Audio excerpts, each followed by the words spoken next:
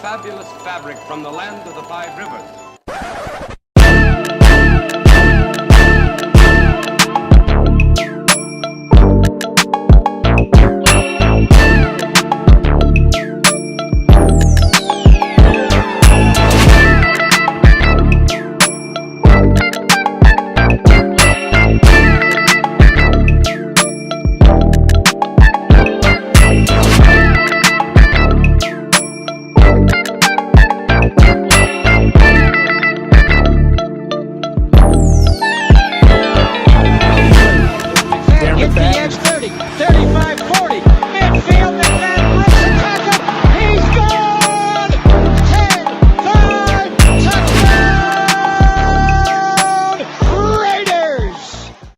Years ago, when we came to Los Angeles, I really believed that the greatness of the Raiders would be in its future.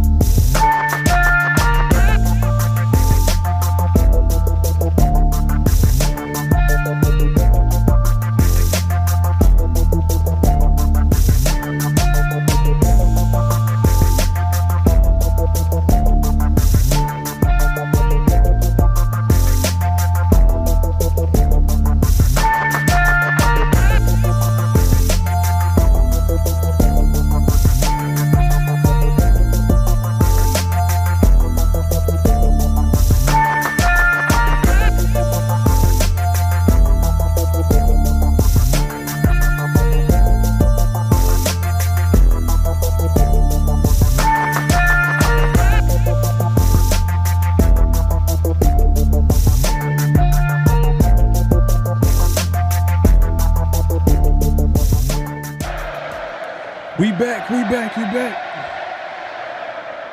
You already know what time it is. Oh, you didn't know? 50-50.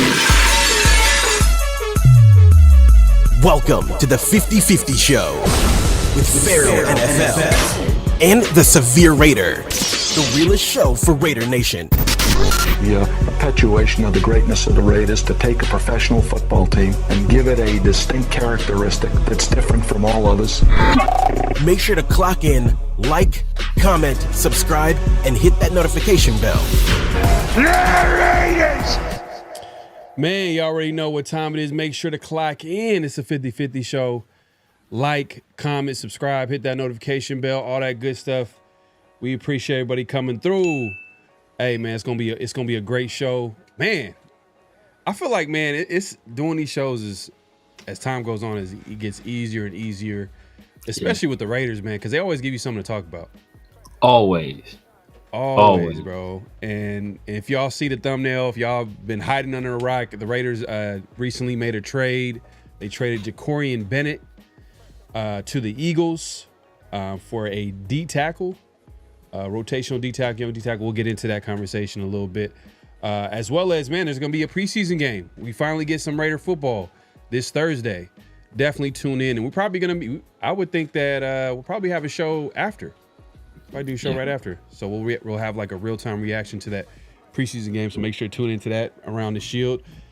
And yeah, man, if you haven't already, make sure to click in. We're going live on both our channels. So if you ain't even subscribed, it's your first time joining us, make sure to subscribe to both channels. We see everybody pulling up. Daryl in the building, man. Appreciate you coming through. My guy, man. Ghetto Boys Raider in the building, man. Salute. Bryn Blood says, what's good, y'all, man? Appreciate you coming through. My rally was good. There you go. Bill Belly says, what up? What's good? What's good, Bill? Myra in the building. Appreciate you coming through. Chill Ray in the building, man. Says, what up, y'all? What's going on? Oh, we got Mike Jones in the building. Hey, Who? I gotta have Mike Jones. Who? Who? 281-330-800. I feel like everybody remember that number. Everybody remember that number. That's funny, man. Salute. Shield 60 in the building, man. Appreciate you coming through. L in the building, man. My guy, man. Appreciate you coming through. I seen you at Turf show. Shout out to Turf. Oh, damn, Daryl. That's crazy. You got a power outage. Man, that's wild. Yeah, Man. right. I hate power outages. I think Daryl said he's out in I believe he said he's out in Alaska, so. Oh, dang. That's terrible out there. Especially like, I don't know what time of the year it is, but they have like certain times of the year where it's like always dark. So you have a power outage, like, but they also have certain times of the year where it's always light too. So it just depends on what time of year it is. Yeah, I think that's more so in the winter where it's dark. I think. Correct me if I'm wrong, Daryl. If you're out there in Alaska, let us know. And hopefully all is well. But I might, you know what I mean? I might have to slide through. Ricky's Thursday in San Leandro. Yep, for sure. I'm gonna have to look into that, man, for sure. What? This is out your way, right? You're not in IE, but like SoCal. Nah, yeah, that's SoCal, yeah. Right. Okay. Yeah. Hey, man. Hopefully, man, these the electricity companies get it together, man. Because I know power outages ain't the business. I'm not gonna lie. Like, I hate power outages, but who doesn't? But that kind of, it reminds you how like how much you rely on something to work.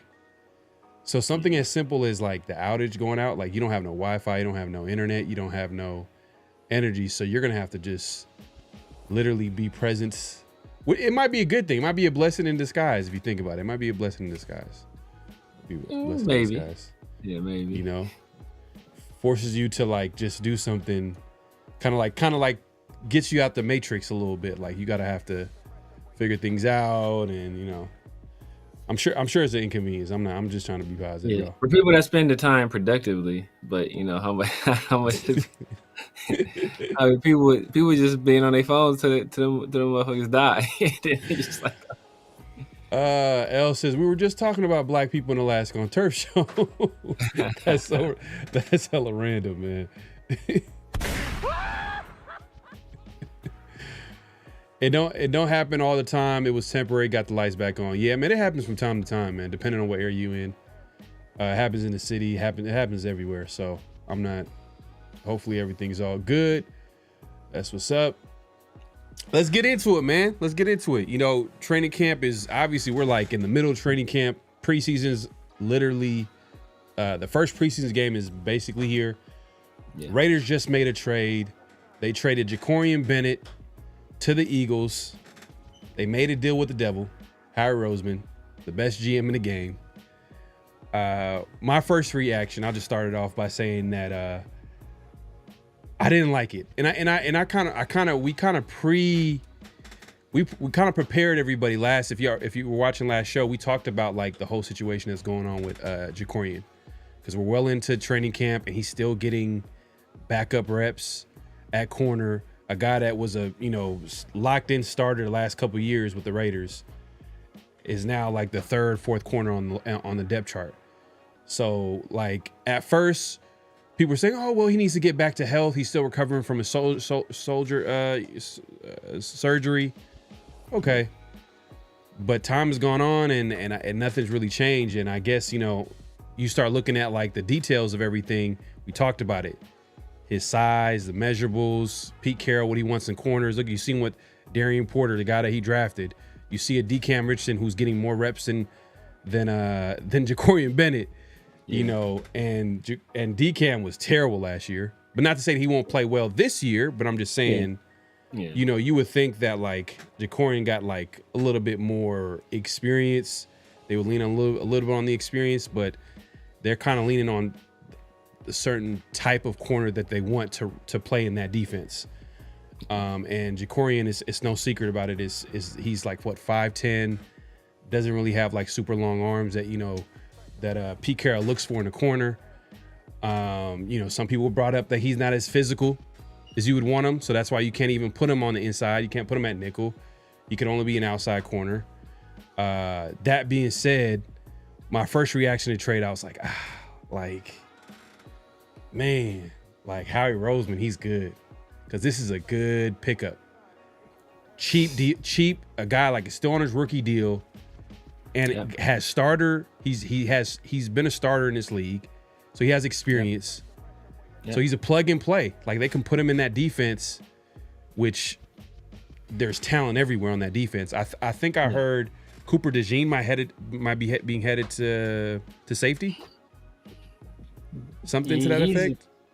He can do both. I think he'd play like that sort of role. He's like a nickel safety type player. Like he did both last year. So yeah, and that's what people kind of projected him coming out of college.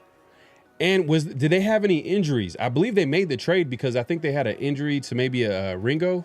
Did Ringo get injured? One of their corners. Keely Ringo?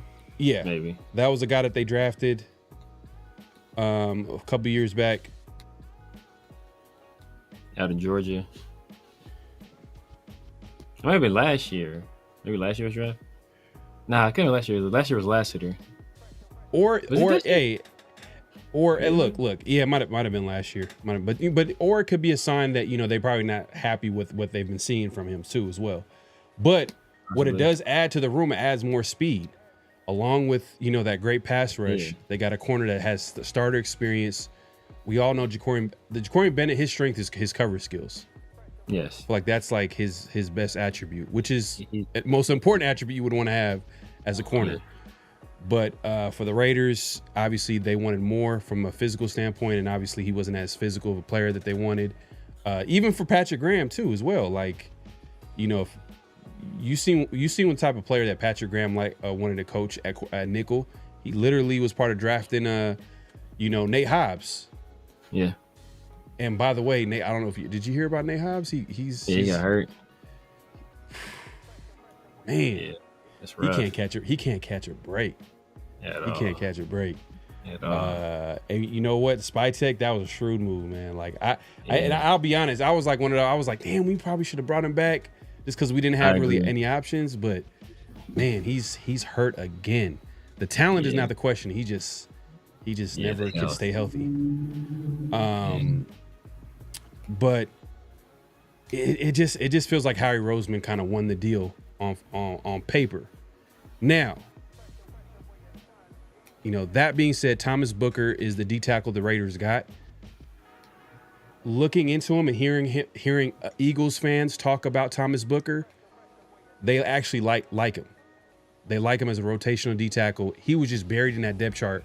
We all know is one of the best defensive lines in football, probably the deepest defensive tackle room in football, with the Jordan Davises, Jalen Carter, Joe Milton, or Milton Williams, I believe, the tackle. I think he still plays with him, right? So if you look at it from that perspective, okay, there's a lot of talent ahead of him.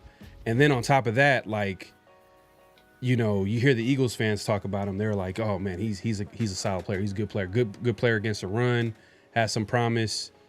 He's an undersized D tackle, but he kind of fits that Pete Carroll, Gus Bradley, who's from that Pete Carroll coaching tree type of D tackle. So it kind of makes sense. And he's 25 years old as well. So, I think it was, exactly. And another thing too, as well, that I feel like people are kind of looking over is the fact that there's some people in the Raiders building from that Eagles front office that the Raiders were able to hire this offseason. So I'm sure they're familiar with the player. Yeah. So they're familiar with Howie Roseman. They're familiar with the player. And to be honest with you, if Jacorian Bennett was going to be the fourth corner, and we talked about this last week, what are the chances are we going to get a 4th round pick, a 3rd round pick, a 5th round pick for Jacorian Bennett? Like most likely it would be a 6th, 7th round pick. And if I'm looking at it from that perspective, I'm like, I don't know. I'd rather just keep Jacorian. But if we can get a player that can possibly be useful, you know what I mean? It could be a situation where both teams win.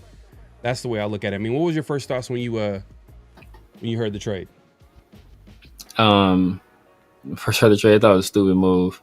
And then, you know, I listened. I was watching, you know, what some of the Raider content creators were saying. I saw Baldy. I think Baldy had made a video talking about Booker, and some of the Eagles fans were saying like, hey, you know what? Hey, Booker, he's nice. You know, he's a guy that, you know, he has some talent there. You know, there's some potential there that could be mined, and he just never really had an opportunity to really play here.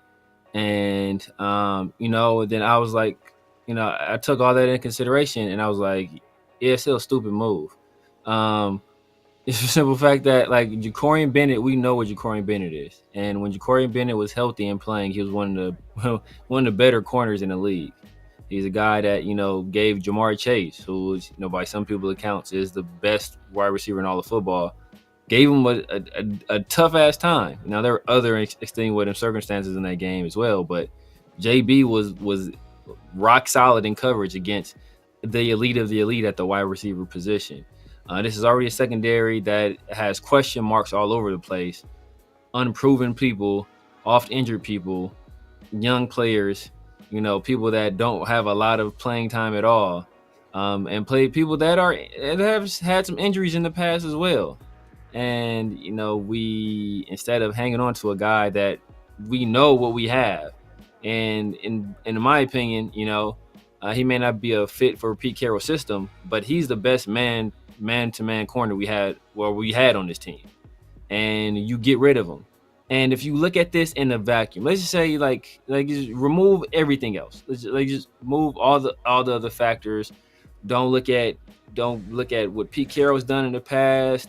Don't look at what Spytek has done with Tampa Bay. Don't look at what Howie Roseman has done with the Eagles. Don't look at what Nick Sirianni has done with the Eagles. Just look at it like this. If Jacorian Bennett was on the trade market and Booker was on the trade market, who would fetch more? And I think the easy answer is Jacorian Bennett, right? I think that goes without saying. So we swapped, and just look how the Eagles are constructed. They're a team that is constructed in the trenches. They won their Super Bowl based on their defensive line. And what you want on the defensive line is you want depth and youth and inexpensive players that are playing above their contract. So if you got a guy that's still only 25 years old, he's this good, why would you trade him for a corner if you thought he was going to be any use to you at all? Us, on the other hand, we still need depth at corner. We just lost a corner, and everybody else on this roster is still unproven. So, and then you look at the Eagles. They just drafted Quinyon Mitchell. They drafted Cooper DeJean, but they still saw fit to, hey, you know what? Like, we still want Jacorian Bennett. I think that speaks to how highly they regard Jacorian Bennett, where they still have two very young corners on their team, and they went out and pursued and made that trade happen for Jacorian Bennett. So, like I said, I mean, I'm hoping, you know, with the latest developments, especially around Christian Wilkins, we heard about Lucky Fatu has been in a walking boot. Tonkin Hemingway, we'll probably get into that a little bit later, but, you know, there's been a position change there. We don't know what we have in JJ Pegues and Zach Carter, who I think there's a position change there too, because I think earlier in the year they had him listed at DN. So we'll see how Booker figures into this rotation, but just looking at it, just face value, you know, like, we got taken to the woodshed on this trade. But hey, you know, what do I know? Yeah, I mean, a lot of people were like, oh, well, you know, I'll trust the experts on this one. Well, you know, at the end of the day, there's one point that I wanted to make just in favor of the Raiders and what they were seeing. I think this says, you said it says a lot about, I think it says a lot from two different perspectives. It says a lot about the Raiders' current D tackle room. From them to make that move is desperate. They felt like they needed to make an upgrade or add some competition. And I'm figuring that Thomas Booker most likely is gonna, you would think if you make a trade for him like that, I'm thinking that he's probably gonna figure into this rotation. You know, he's gonna be in the mix. We'll see. But another thing that it also says, it says a lot about the Raiders cornerback room and how the Raiders feel about their cornerback room. They feel good about a Darian Porter. They feel good about a DeCam Richardson. They feel good about a Eric Stokes. You know, those are guys that they feel good. Even a Greedy Vance is making plays. Donald Holmes, on the other hand, I don't know. His days might be numbered. They might. I'm looking at the depth chart right now, and I'm seeing it, and I'm like, they might possibly add a veteran. You know what I mean? Maybe a Rasul Douglas is out there. You know, they add a vet in the room. But for the most part, I think it says a lot about how the Raiders feel about the cornerback room because they waited to make this move. They waited to do this move. I mean, obviously, the Christian Wilkins kind of made them a little bit more desperate than they would have been, but they felt comfortable to make this move to trade Jacorian Bennett. Now, I will say the only other move, in my opinion, that would make sense is to keep Jacorian. To keep him. Because I don't even think trading him for a 6th and 7th rounder would have made me like, bro, like he's better than that. I know he's better than that. You know what I'm saying? But it's just you see, and this is where the good GMs win. You factor in like the injuries he's had the first couple years. You know, he's under the radar a little bit. Not a lot of people kind of know him. But he's played. We the Raider fans know him. You know, he made some plays. He had some notable games. Again, you mentioned Jamar Chase, probably arguably the best receiver in the game.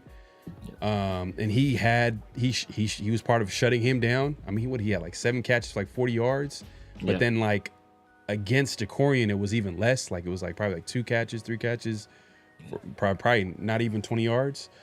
You know, don't quote me on it, but it was. Pretty much, Jacorian had a really good game against Jamar Chase. But I think it says a lot about how the Raiders feel about the cornerback room. They're confident about it. And then it also says a lot about the D-tackle room. They're not confident, so they felt like they needed to add some talent. We'll see if Thomas Booker is something happens. But on face value, I feel like I agree. I feel like the Eagles won it just based off like what we know of Jacorian and what he's shown and what he's.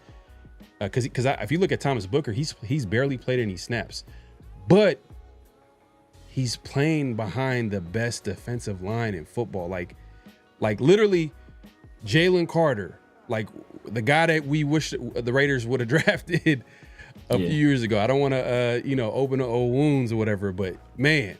And then you got the Jordan Davis of the world. Then you got the Milton Williams. Like they have a great D line and rotation there. And it's already solidified. There's no reason for them to mess that up. So for a Harry Roseman, he's looking at it like he's not even hurting the team by trading away a Thomas Booker. Just because even though he's a young talented player, like let's say if he felt that way, he knew he was never going to take any snaps away from Jalen Carter or Jordan Davis or from any of his other players that are obviously in their prime of their careers and are more established. So it's like, and right now their need is at corner. So I can see where Harry Rose, it could be a situation where both teams can win, but man, when you're a Raider fan, man, it's hard to give benefit of doubt to the current regimes, you know what I mean, that we've been through, like the different front office, the different like GMs that come through. But I don't know, I like what Spytek's been doing so far. So I'm going to give him a little bit benefit of the doubt, just a little bit. But it's hard, man, because if Thomas Booker doesn't do anything, then it's late. We gave Jacorian Bennett for a bag of peanuts. Yeah, man, I ain't giving nobody no. I've learned better about giving people the benefit of the doubt, bro. I've been giving the Raiders the benefit of the doubt since 2002, and ain't been a damn benefit that came out of it. So, it's one of those situations where it's just like you look at the Eagles just got 2 highly regarded corners.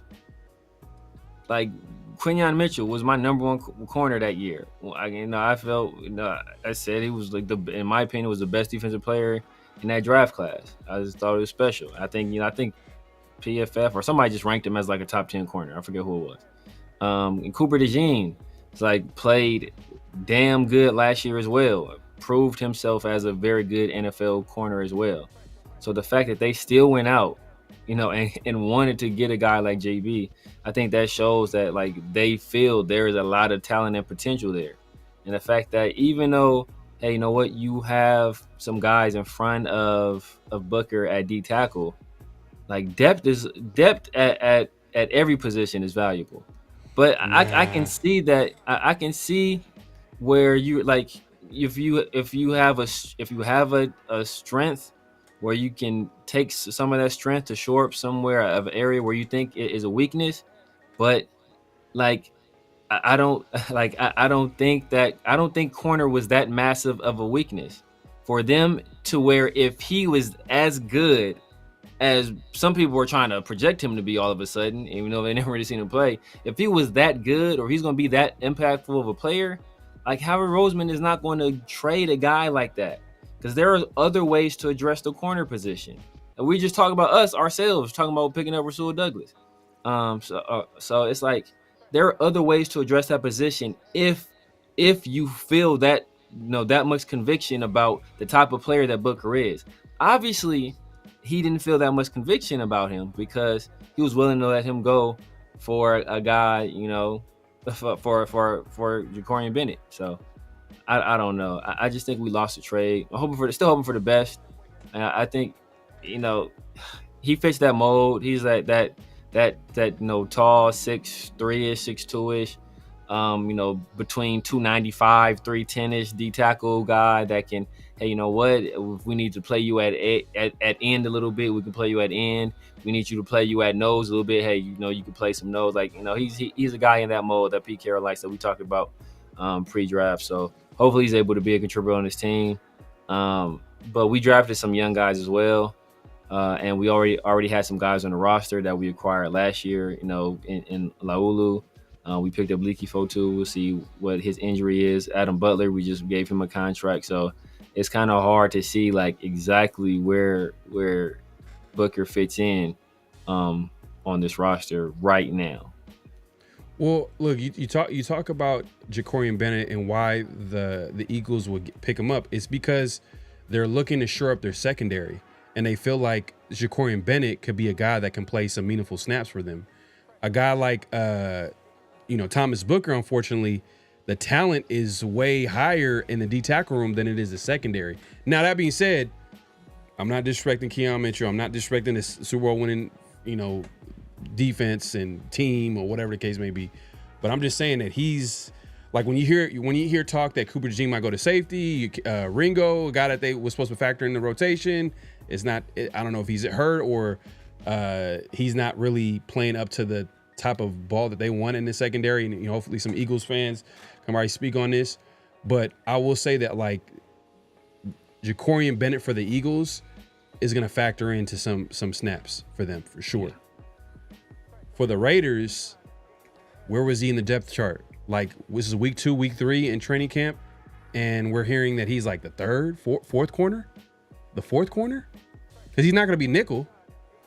So he would be that outside corner. He would be that fourth corner. He would be backing up the outside corners.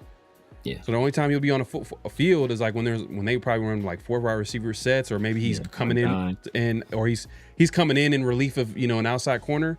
You know what I mean? It's or for an injury. Or injury, yep, yeah. That's the argument that you could play, but hey, look, it's off. Eric Stokes hasn't played a full season, and people talk about Jacorian Bennett. Eric Stokes ain't played a full season now. Hey, it'd be crazy if Thomas Booker is a starter. He that finds a way. If he finds a way to start or pretty much rotate with, because right now the rotation. If we've seen the depth chart, the unofficial depth chart has. Adam Butler is the starting D tackle, along with Joanna Lalu as the other D tackle. Yeah, so right now that's what it's looking like. But then you got to factor in when Thomas Booker, we put him in the mix. We'll see how it goes. But I want to see and that's another thing too. Just to pivot real quick. I know everybody's been talking about the trade. We won't know what the impact of it until some time has gone by. But face value, I'll say the Eagles won just because we know what Jacorian Bennett brings to the table. There's a little bit of question mark with Thomas Booker, but he is 25 years old. There has been some potential. I've heard Eagles fans talk about him. They really like him. I'm sure you probably heard the same, Severe, but it's tough. It's a tough situation, but it's just like, I don't think a 6-7 round pick would have been the answer for Jacorian Bennett, because literally they said they've been trying to trade him for the last few weeks. There's been nobody willing to make a trade, and he was a former 4th round pick. I'm not sure if he would have got a higher. Yeah. I for sure would have won a 3rd round pick or 4th round pick, even a 5th. But I don't think there was anybody that was going to be able to give that up for whatever reason. But that being said, let's pivot to the first preseason game. Yeah, my God, Ellis. Oh yeah. Oh, real quick. Oh yeah. My guy Ellis, man. My guy with the super chat. My guy, I put it up earlier. My bad. He says, does anybody have John Spytek's contact information? I have some magic beans for sale that I think he might be interested in. LS definitely not a fan of the recent move, but we'll see, man. I feel like, Raider fans in general we're scarred. You know what I mean? We're scarred. So it's gonna take us a minute to.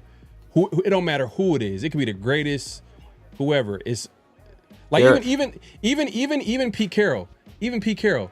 Pete Carroll should be known as the cornerback whisperer. He's developed some guys at that position. Yeah. And he has some say in making this trade happen. He okayed it. I'm sure Spytek ran it by him and then Pete Carroll had some say in this. If Pete Carroll didn't want this to happen, I don't think this trade happens. Yeah. But even that is not enough for Raider fans to be because we're skeptics naturally, just because based off the terrible moves that the team has made within the last 20, 30 years. So I'm kind of wait and see. I'm waiting and see with it. But I agree with you, Severe. Right off the bat, I don't agree with the move. Yeah, I mean, there's extremes in Raiders Nation. There are people who are extreme skeptics, like me. I'm just gonna be skeptical of everything until I see some results on the field. I'm gonna be skeptical of everything they do. If I like something, I'm gonna like it, but I'm gonna look at everything I don't know about that. And there are some people that no matter what the Raiders do, that oh my gosh, Pete Carroll. Look, sure, we traded Max Crosby for a 3rd round pick, but it's Pete Carroll. He knows whatever he does, there'll be some kind of excuse for it. Whatever the team does, there'll be some excuse. There are streams on both ends of it. And it's kind of a wait and see situation. I just know that we traded a guy who technically the last 2 years was an opening day starter for the Raiders. We traded that guy for a guy that, could barely crack the rotation for the Eagles. And that and it's a situation where there are some Eagle fans that are saying good things about him, but there are Raider fans that say great things about Sincere McCormick, and I don't think he's an NFL player either. So, just because you got some fans that'll say some nice things about you, or you flashed in very limited situations, a la Sincere last year, or like Zeus the year prior, doesn't mean that you're going to be a contributor on an NFL team. So it's one of those wait and see type situations. The events that led up to this trade, obviously, kind of might have forced the Raiders' hands in terms of needing some depth at the defensive tackle, or at least needing some bodies there for the time being. So we'll see. Hope for the best at this point.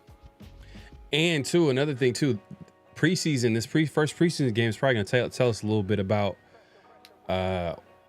the offensive line and defensive line.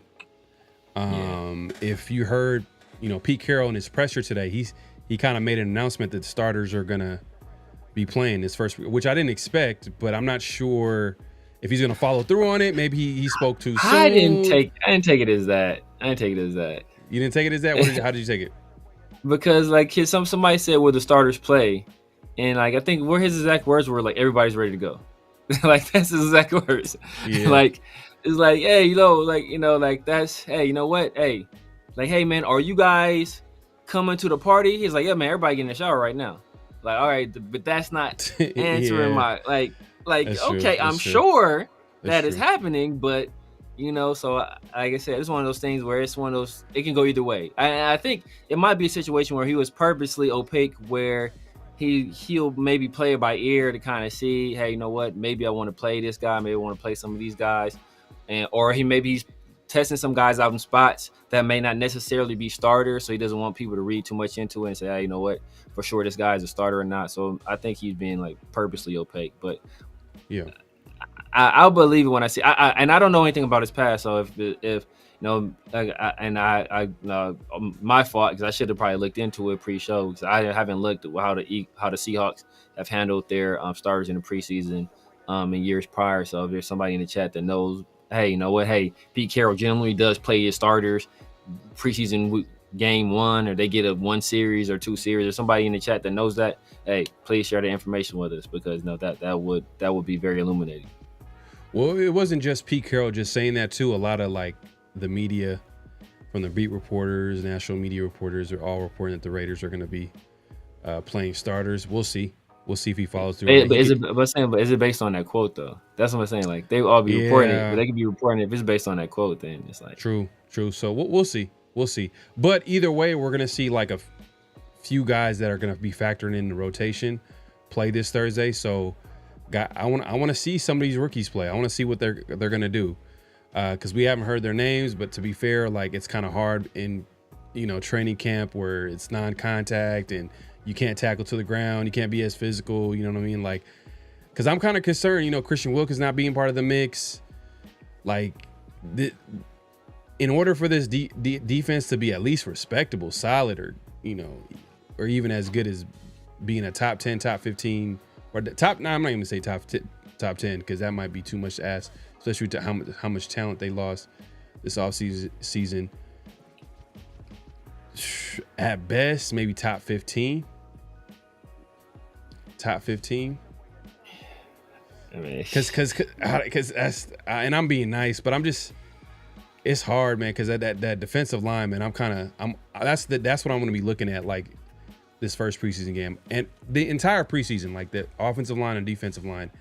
And there's some battles going on. I don't know if starters do play. That's going to be interesting to keep an eye on, because we got the right guard battle that's happening. Alice Kappa and JPJ, who would have thought that's happening. And then obviously the running backs. I'm not gonna lie, like they're really high on Zamir White. I told people, man, look, I said he's not as good as he showed down the stretch of 2023. But that's because when he led the league in rushing in those games, I think he led the league in yards per carry and all that stuff. Like, he's obviously not that good. We've all seen that. But I said he's not as bad as what he was last year. And I think a lot of his issues were offensive line issues. And then, just the scheme change. And I think Darren Munford kind of shed a little bit of light on that when he talked, to the media a few days ago, when he was like, man, like, we're running plays, and it's like, we just didn't think they was like, we didn't think they was gonna work. Like, we didn't believe in it. Basically, they didn't believe in the plays that were being called. And I'm pretty sure that was more of a Luke Getsy type situation at that point. And by the time that the Raiders no longer had Luke Getsy, and by the time their offensive line was healthy, Zamir White was not healthy. And and from, I forgot who was saying it. I don't remember who. There was somebody that works for the Raiders that spoke to Zamir like early last year. It's like, man, like, you don't look right. He's like, yeah, man, I'm really not healthy. But like, he tried to push through it till it got to a point where like he couldn't really do it anymore. Mm-hmm. And so that's when he gave way to obviously Sincere McCormick and Amir Abdullah. And that's when the line started to gel and be at their best. And when we had, Meredith in there playing guard and JPJ playing center, and Colton Miller was finally like fully recovered. And, we didn't have Getsy there anymore. And we started producing more in the run game. So Zamir White, he's not like gonna set the road on fire, but he is a very, very solid number 2 back, and I think he'll show that this year. I mean, we'll see. You know who's buried in the depth chart is Sincere McCormick. He's buried, but I feel like. But this is an initial depth chart, so I don't want to read too much into it. Right. You know what I feel like? Pete Carroll he kind of leans towards the athletes. He likes the athletic guys. Like Zamir is like the strong, fast, compared to like a Sincere McCormick, who might be maybe, I don't know. It seems like Sincere McCormick looks a little bit more like a running back. When I see him run, like he a little bit more skilled, more shifty. Like probably vision might be a little better. Yeah, you know, but we'll see. But Dylan Lobby is like literally he's getting cut. Just through. He's done. through, man. We'll hey, that was my guy pre-draft. This guy is one of my sleeper guys, man. You know, I thought he would come in here and be able to make us out, especially in the pass game. But like from some recent developments, they ain't gonna need him at all because we got other people that can do that job. So it is a wrap for him. And you know, from looking at the depth chart, it's other guys that, you know, in terms of the return game, he's probably not gonna get any burn there either. So it is a sayonara for Dylan Lobby, unfortunately. But another thing though about just piggybacking off your point about Sincere versus Zamir White is that Pete Carroll was saying, and some of the beat writers were saying it as well, where like all of the Raiders, like all of their backs, they have certain skill sets, right?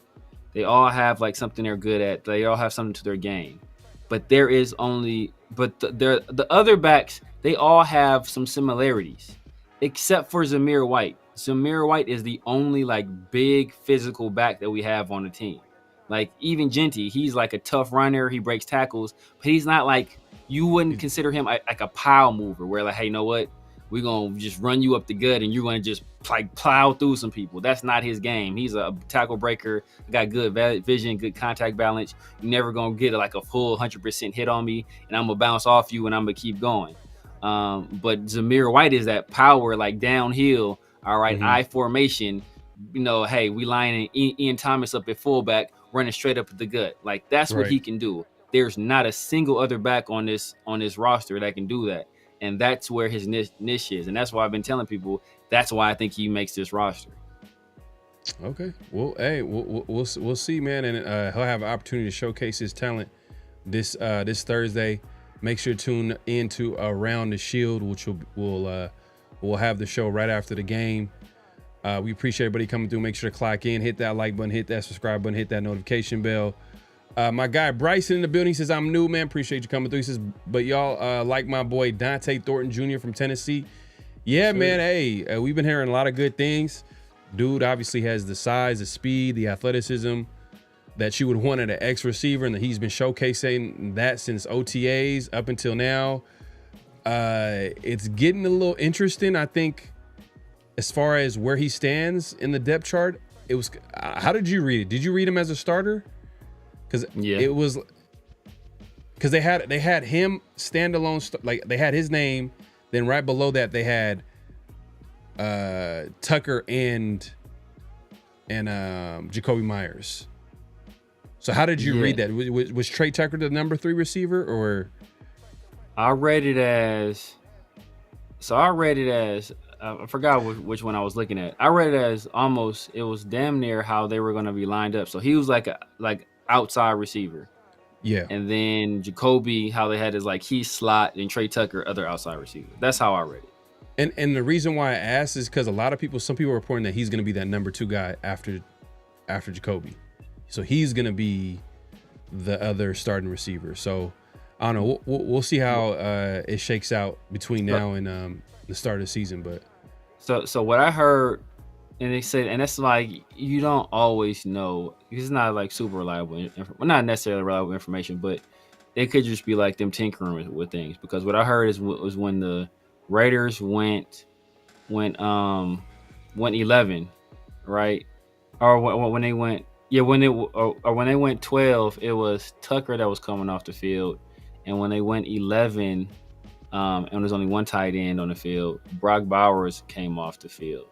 So, like I said, it could just be them tinkering with things. So, like, you kind of don't know.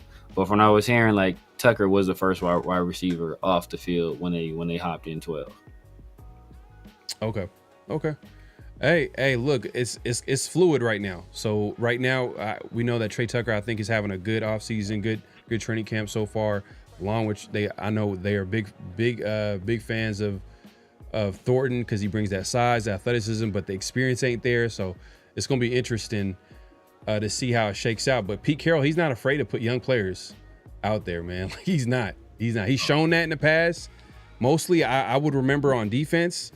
But it sounds, I'm sure, like he's probably feels the same way on offense as well. So we'll see how it shakes out, especially this first preseason game. Hopefully we'll be able to see Dante Thornton out there. I would think they should put him out there. The Trey Tucker, everybody should be out there. But we'll see. And then we got My Take G Money Raider says, "Hey, love the show. I think Booker reminds me of Rod Coleman. If you guys are old enough to remember." Yeah, I mean, didn't he play for the Raiders and Falcons? Did he play for the? I think he played. Yeah, I remember for sure for the Falcons. I don't remember the Raiders, but I remember for sure with the Falcons. But there's a bunch of old ass players that played for the Raiders like 1 year. Yeah. So, And the thing is too, but I remember him as more of a 3 technique, because the way they're describing Thomas Booker, he's more of like a run stopper. He's a first, second down player. Yeah, that might have some potential to develop some pass rushing skill. You know what I mean?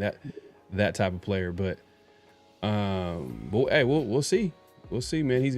I'm not sure if he's gonna suit up this game. Probably needs some time to acclimate. But he plays a position where he probably throw him in there and at least get some snaps. But we'll see how that shakes out. Yeah, I think he'll definitely need some time to acclimate. I think. Yeah, for sure. AJ says, how many snaps does Tyree Wilson get at D tackle? A game? I think it's gonna be like obvious pass rushing situations. Yeah. That's another thing about the trade. Depending on how many third down, it has to be third and long. Yeah, like third and long situations. So do they mean like what's the percentage breakdown of end versus DT? Maybe I think he'll probably play like 25% of his snap will be at DT. At defensive tackle. Yeah. The majority would be at DN for sure. Yeah. But yeah, he's in that depth chart. I mean, he's listed as a backup. Kuntz and Max obviously going to be starting. But yeah, we didn't even get a chance to talk about the scrimmage, man. What did you think about the scrimmage? What you hear? Like, if you want to talk about that real quick. I heard that Geno Smith was dominating basically. Like Geno Smith was just carving up the defense. They spread the ball to several different receivers, multiple tight ends and running backs. I think he had finished every single drive with a touchdown. Which was concerning. It's good for Geno. Like, hey man, Geno, you looking good, but it's like, okay, well, damn defense, can you stop this dude at some point? But it was the ones versus the twos, in all fairness, and he also had Brock Bowers, who is a mismatch for everybody. And I heard also there was a few times where Chip Kelly just essentially, just schemed people wide ass open, just wide ass open. So I don't know if that was defensive breakdowns or if that's just Chip Kelly doing Chip Kelly things. But I heard good. It's good that we're starting to see our starting quarterback kind of put things together, especially as you ramp up toward the season. Heard Brock Bowers looked great. Heard Michael Mayer looked great. Obviously Max had probably the play of the day on the strip sack of Aiden. Saw another play. Aiden fumbled too. That's unfortunate for him. But yeah, man, I was trying to read all the reports, but for everything that I was hearing, man, a lot of people really love what they see from Chip Kelly. Basically Dante Thornton looked great, Geno Smith looked great, Tucker. I think the tight ends were great. I think people say Tucker was pretty impressive too. But but what Chip Kelly was doing, like a lot of people, that scrimmage gave them a lot of hope and a lot more confidence in his ability to be our OC.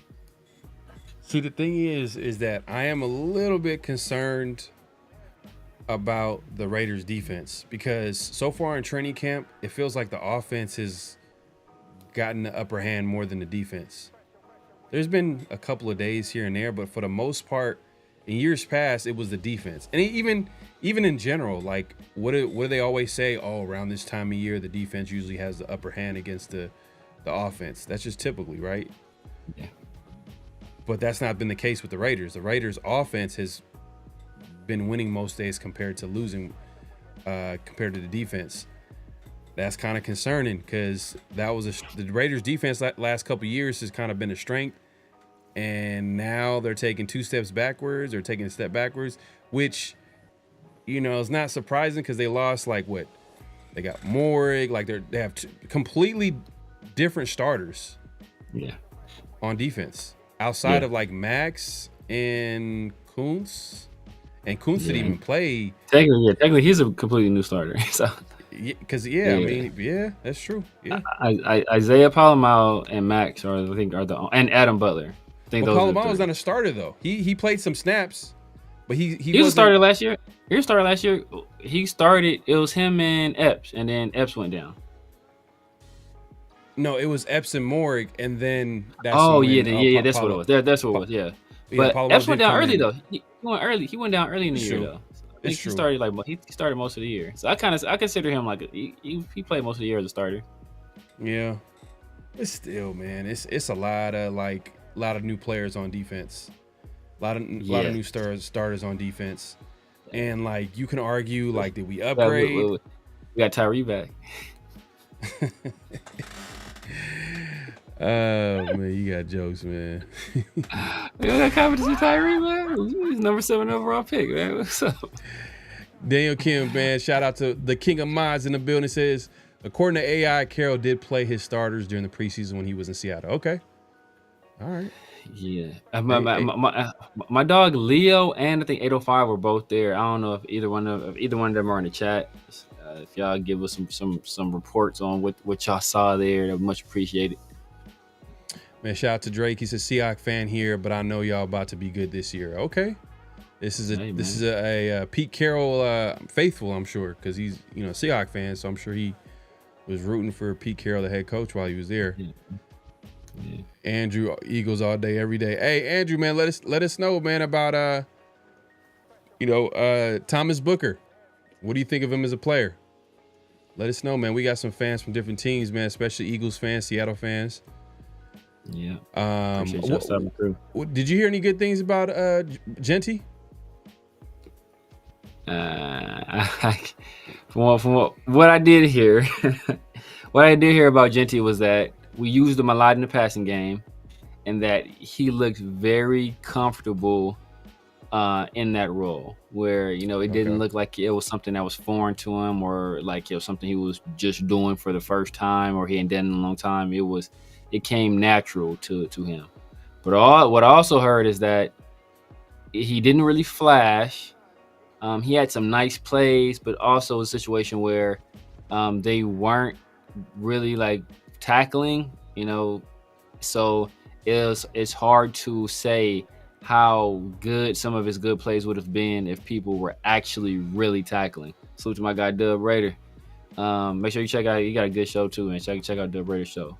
But it's hard to say like how good it would have been if people were really like going all out, and even more so after the Lonnie Johnson injury that kind of took the air out the sails and deflated the entire room, and people were really playing like a lot more tentative at that point. So they said it's hard to say how impressive some of his plays would have been if people were really trying to bring him to the ground, and then also that he did not look explosive.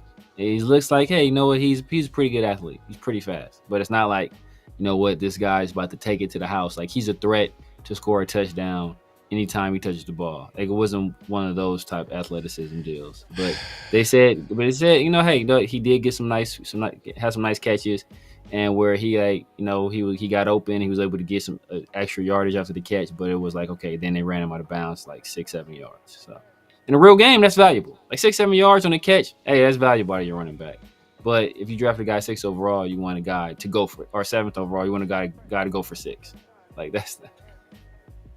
Well, you know what I heard about Gentry's game? He's going to take what the defense gives you sometimes.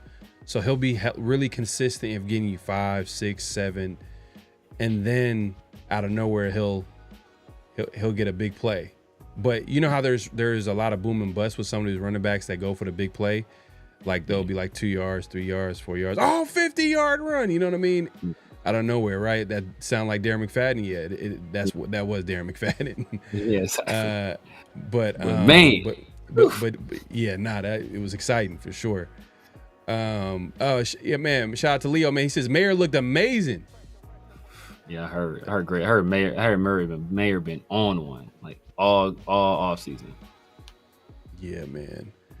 I'm not gonna lie, man. If Gentry can't give that threat to score with the ball in his hands, and I'm not expecting him to be Chris Johnson or even a Travion Henderson, a guy that you like that has that 4.3 speed. But like, if you don't have that in your repertoire, if he doesn't have that in his toolkit, it just making him the number 6 pick, like it just looks questionable. Yeah, not gonna lie, man. Like you gotta have that, and what I'm trying to say is that like there's a spectrum. Like you don't have to have 4.2, 4.3 speed, but at least be a threat to score. Like if it's there, but it's too early to tell, man. I'm not gonna lie, it's early to tell, but I know. But like there are people in the building that seen it, and they're saying that like he didn't look like that type of player. Just seeing him going against NFL caliber athletes to be taking it to the house. So I'm like, when you say it that way, I just like, man. Yeah. And that's kind of what we kind of worried about, where it's like nobody didn't say Gentry is not a good player. Like he was still my RB1. But if you're going to take a guy at first of all, you can call a guy generational, and then you're going to take him in the top 10 at that position. He's already the second highest paid player at his position. I think Kyron Williams, who's like been second team All Pro, he just signed a contract extension. I think Gentry's still making more than him. It's like, you feel me?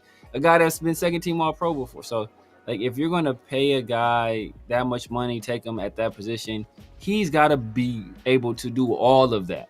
Especially people calling him generational and all this stuff. So it's a situation where I don't know, and you never know how guys behave in these scrimmage situations. Some guys just really don't get up for them. They're not really like going all out, because it's not. They know in their heart of hearts it doesn't really count, and they really don't want to hurt themselves. So I'm hoping it's a situation like that where it's like, all right, I'm not really out here trying to cause harm to myself or cause harm to anybody else. So I'm not really going to lower the shoulder or put myself in a dangerous situation where I can get rolled up on or anything like that. So I'm hoping it's that. But like I was like, but for example, like you talk about the spectrum, right? Like what spectrum would you need him to be in to justify where we selected him as in terms of like his speed? Like we talk about Chris Johnson. That's like at one like end of the spectrum. Then I guess like you got Eddie Lacy. That's right, like the other end, right? Eddie Lacy, like Ron Dane. Maybe that's like the other end. Like where would he have to be in that athleticism spectrum to say, all right, man, this guy he's a legit home run threat. He's a legit like threat to take it to the house anytime. Like what back would you say like comp wise? You said Jonathan Taylor was 4.4, 4.3, right? Okay. He was 4.3. I think so. I think he's about that. 4.4, 4.3. Somebody say, I'm looking at this. Amos Zeroaway? Is that what you're talking about? Amos Zeroaway with the Steelers? He played for us for a year, didn't he? Leo says, not gonna lie, was hard to tell about that part because they stopped going hard after Lonnie went down. Yeah. When did he go down? Did he go earlier? Or was it later? Yeah. See, that's what I'm saying. It's hard to judge his tackling breaking ability because they weren't really hitting. MJD was 4.3 too. He was 4.3. He was a kick returner too. But MJD's way faster. Though. It's not even like MJD way faster than Genty. That's not even a question in my mind. He's way faster than Genty. He's way fast. I already knew that, but like I wasn't expecting Genty to be as fast as him. Just fast enough. You know what? Old boy from New Orleans. Alvin Kamara? Yeah. Okay. I think Kamara is like he's not 4'4", 4'3". I think he's like 4'5", but he's so smooth. Yes. Like, and that kind of reminds me a little bit of Genty a little bit. Okay. Where I can see that. So I'm like maybe that, but he can take it to the house. Yes. He can take it to the house. And he's a hell of a receiver too. I wouldn't hate that. I wouldn't hate that. I mean, is Genty faster than Joe Mixon? Ooh, Joe Mixon. Maybe right in that range. I'm trying to think like Joe Mixon and Carrot at Oklahoma versus Genty, because I want to say Joe Mixon was taking stuff to the house. He was a baller at Oklahoma. Maybe around that range. Yeah, but I'm not comparing the player. I'm not comparing the player. He says Kamara is a 4th, 6th rounder. I'm not comparing the player as far as like where they were drafted. Yeah. I'm comparing more so the speed. The speed, like this, because we're talking about the spectrum. Like, because I'm saying, what does it make like if you're gonna take someone at 6th overall, they're gonna have to have the ability to catch the ball out the backfield. They're gonna have to have the be a 3-down back. They're gonna have that ability to take it to the house. You know, but when I say take it to the house, I'm not saying that it has to be Chris Johnson 4.2 speed. It's just within a spectrum, and we're trying to, because we know Genty's not he's not 4.2. He doesn't have 4.2 speed. He for sure didn't have 4.2 speed. He didn't have 4.4 speed. And I'm saying, and if he has Kamara, like that's what I think he has. Yeah. That just like, okay, if he's taking it to the house this much in college, like he did it like all season last season. Like he did all season. He was taking it to the house like almost every game. Yeah. But if he's able to bring a Kamara type level of like a threat where he can make a guy miss, break a tackle, then boom, he can take it to the house. Yeah. I think the Joe Mixon comp or the Kamara comp, because I think he may be about the same speed as Joe Mixon, maybe a hair slower than Joe Mixon, but basically that same, right in that same range, because Joe Mixon and Kamara are both like about the same speed. I would say. Sure. I agree, but Kamara is smooth. Kamara, like you said, he's like more. Joe Mixon is more violent. Kamara is like you said, he's a little more smooth. Okay, I'm a break a tackle. All right, he has a little more of that to his game. So I think. Right in that range. So, and both of those guys are, they're considered two of the better backs in the league. You know what's crazy about Kamara? And I agree that Kamara is a dog. He's never had a 1,000-yard season. He's never had 1,000 yards rushing season. Yeah. Yeah, we talked about that before. That's like a random fact that a lot of NFL fans for sure wouldn't know. They would think that Kamara like he's like you could argue he's the best weapon on their offense, like the best thing about their offense. Yeah, for a while. But think about it, he's hurt a lot, and then he was splitting carries with oh boy, what's my guy's name? You talking about out of Alabama? Yeah, it's not Mark. I'm supposed to call him Mark Henry. Went to the Ravens. Mark Ingram. Mark. You said Mark Henry, bro. Sexual chocolate. Mark. Oh man, that's hilarious. Mark Henry. Oh man, Mark Henry. It's off topic, man. Did you hear about this story where Mark Henry punked Michael Jordan? Oh, was it at the Olympics? Yeah. Oh, I think I seen it was like an interview, huh? Like he was talking about an interview. Yeah. What was the whole? I forgot the story. What ended up happening? I forgot. Basically, like Jordan tried to sun him, tried to punk him, and Mark Henry wasn't going for it. And then Mark Henry basically flexed on him, And then like Michael Jordan ended up inviting Mark Henry to his birthday party. He was like, I was like, how you go from disrespecting this man to inviting him to your birthday party? That's hilarious. Yeah, Look, if y'all haven't seen that, you gotta watch that interview. It's hilarious. Hold on, let me see if we can see it real quick. So if we go, let's see. Yeah. Look at this. Yeah. Look at this, y'all. Yeah, see. Look at the game. If you look at the games played, look at that. Rough. This is Alvin Kamara's stats, bro. He's never had 1,000 yards. Last season was the closest. And he averaged, I'm not gonna lie, like last few seasons it's kind of been a little questionable. Yeah. Just barely cracking 4 yards a carry. You know what I mean? Like 3.7, 4 yards, 3.9. Last season was 4.2. Yeah. I mean, right off the gate, he started up crazy, like in 2017. Yeah, but he was in a complimentary role. Yeah, he's a complimentary role, but it's like, oh man. It kind of takes away from how good he is. Like, this is one of those players that you would say, like, you would have to see in person to know how good he is. But his receiving numbers, though, too. Oh, his receiving numbers? Yeah. Oh, you know what? Great point. Because that his rookie year, you know how he had 728 yards rushing? Yeah. Average 6 yards a carry? Yeah. He caught the ball 80. He had 81 receptions for 826 yards. Yeah. So with Alvin Kamara, you got to judge him off of total yards, total scrimmage yards. Yeah. Because damn, like he's damn near having like 1,000 yards both. That's like really 700 yards rushing, 800 yards rushing, 800 yards rushing, 700 yards receiving.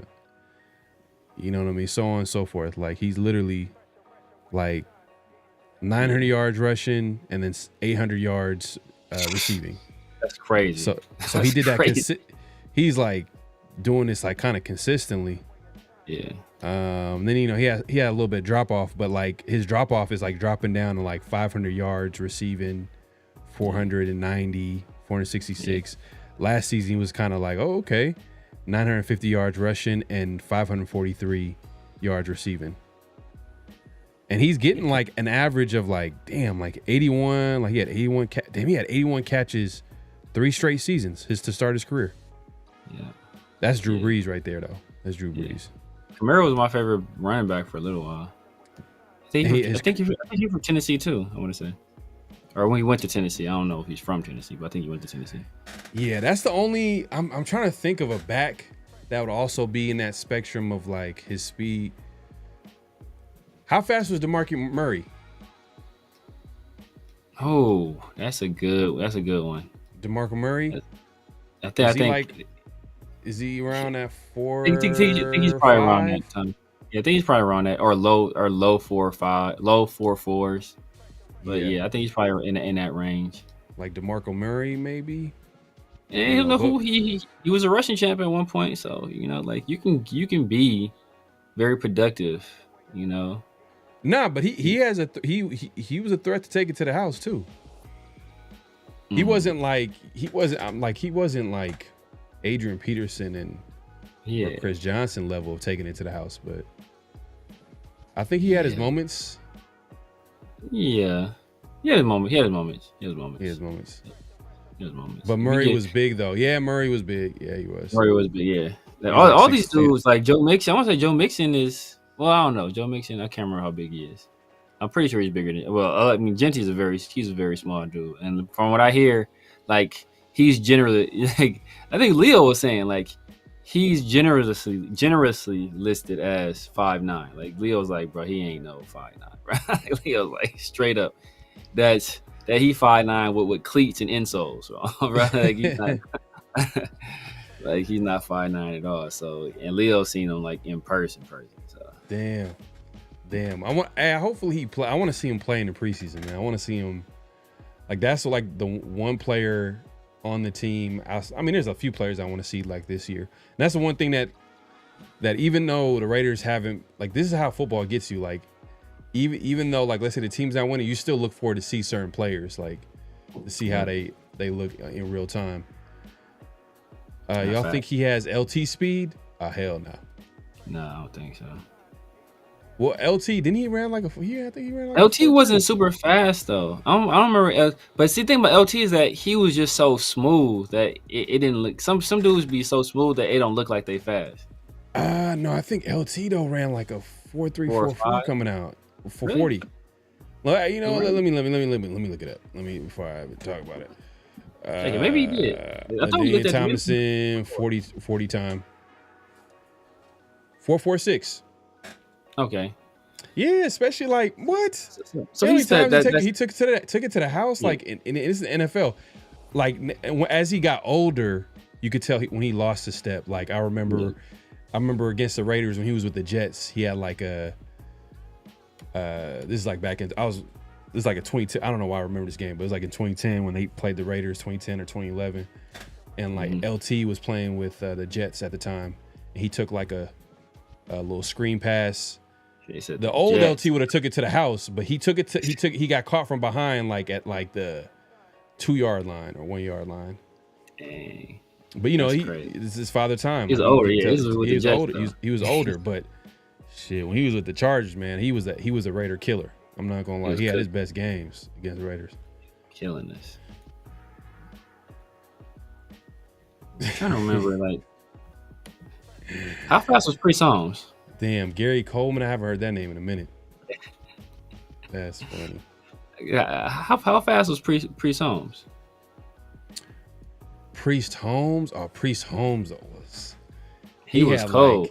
He had like But quick feet though. Like he had little. Yeah, exactly. He wasn't like, he was just cold. Chris Holmes was cold, man. Man, Priest Holmes. I- Priest Holmes is one of my favorite. Like I used to like Priest Holmes. He played for the Chiefs too.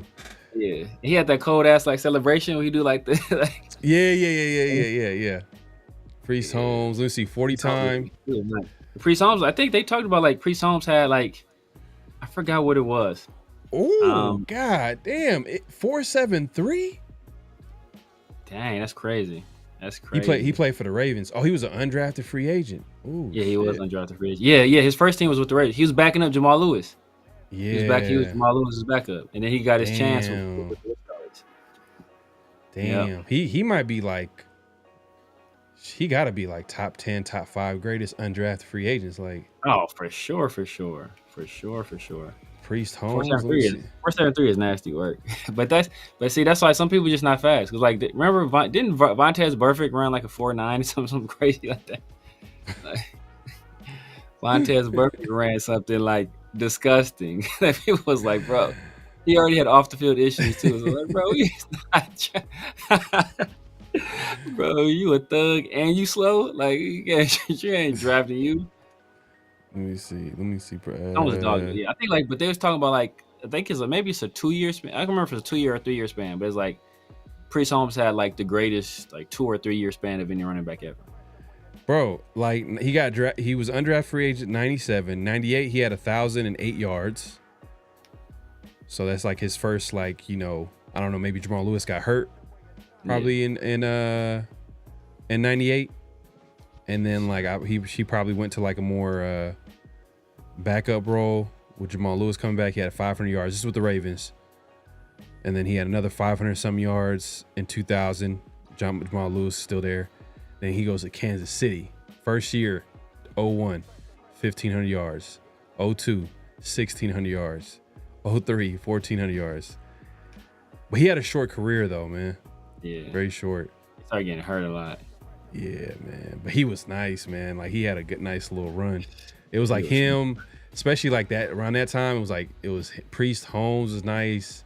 LaDainian Tomlinson at that time, man. And as a Raider fan, man, I was holding out hope for Lamont Jordan, man, and that dude was trash.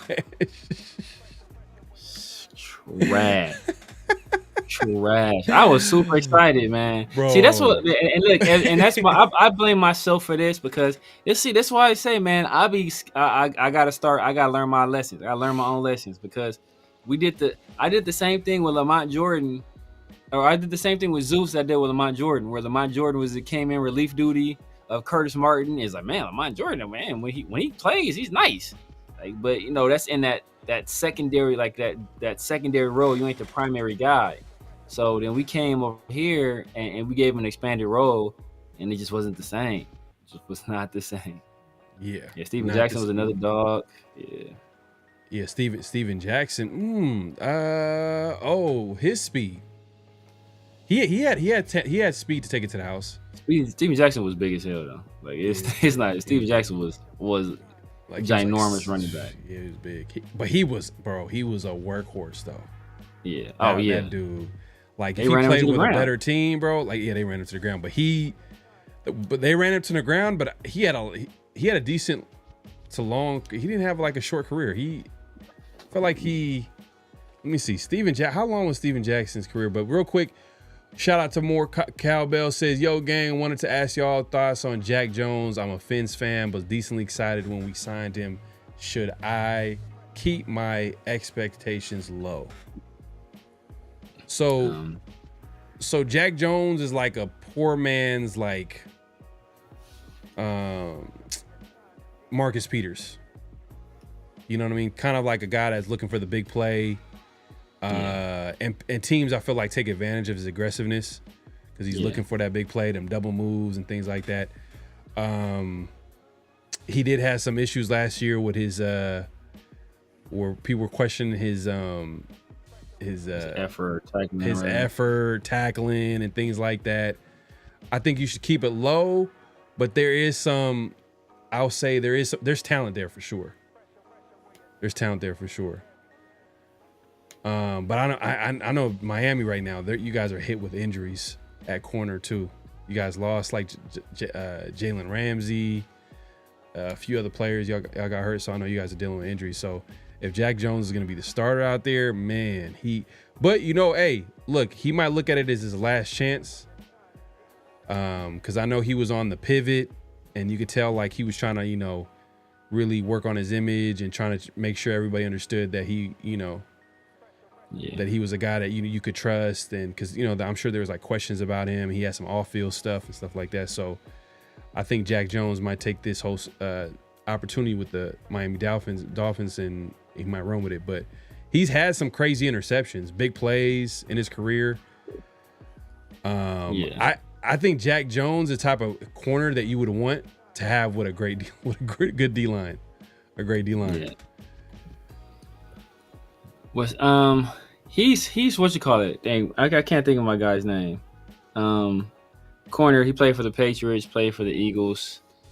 His son plays for the Chargers. Oh, Asante Samuels. He's Asante Samuel Jr. Like a poor man's Asante Samuel Jr. Same thing where he's like. Well, Asante Samuel does have an Asante Samuel Jr. Exactly, right? Exactly, facts, right, yeah. He's Asante Samuel Jr. Nah, yeah, he's like a poor man's Asante Samuel, where he's like slight frame, not overly physical. He's smart, high IQ guy. You can tell he kind of understands formations, understands tendencies of teams. He's going to gamble, but that's where he's going to. And he's not really going to be a factor in the run game.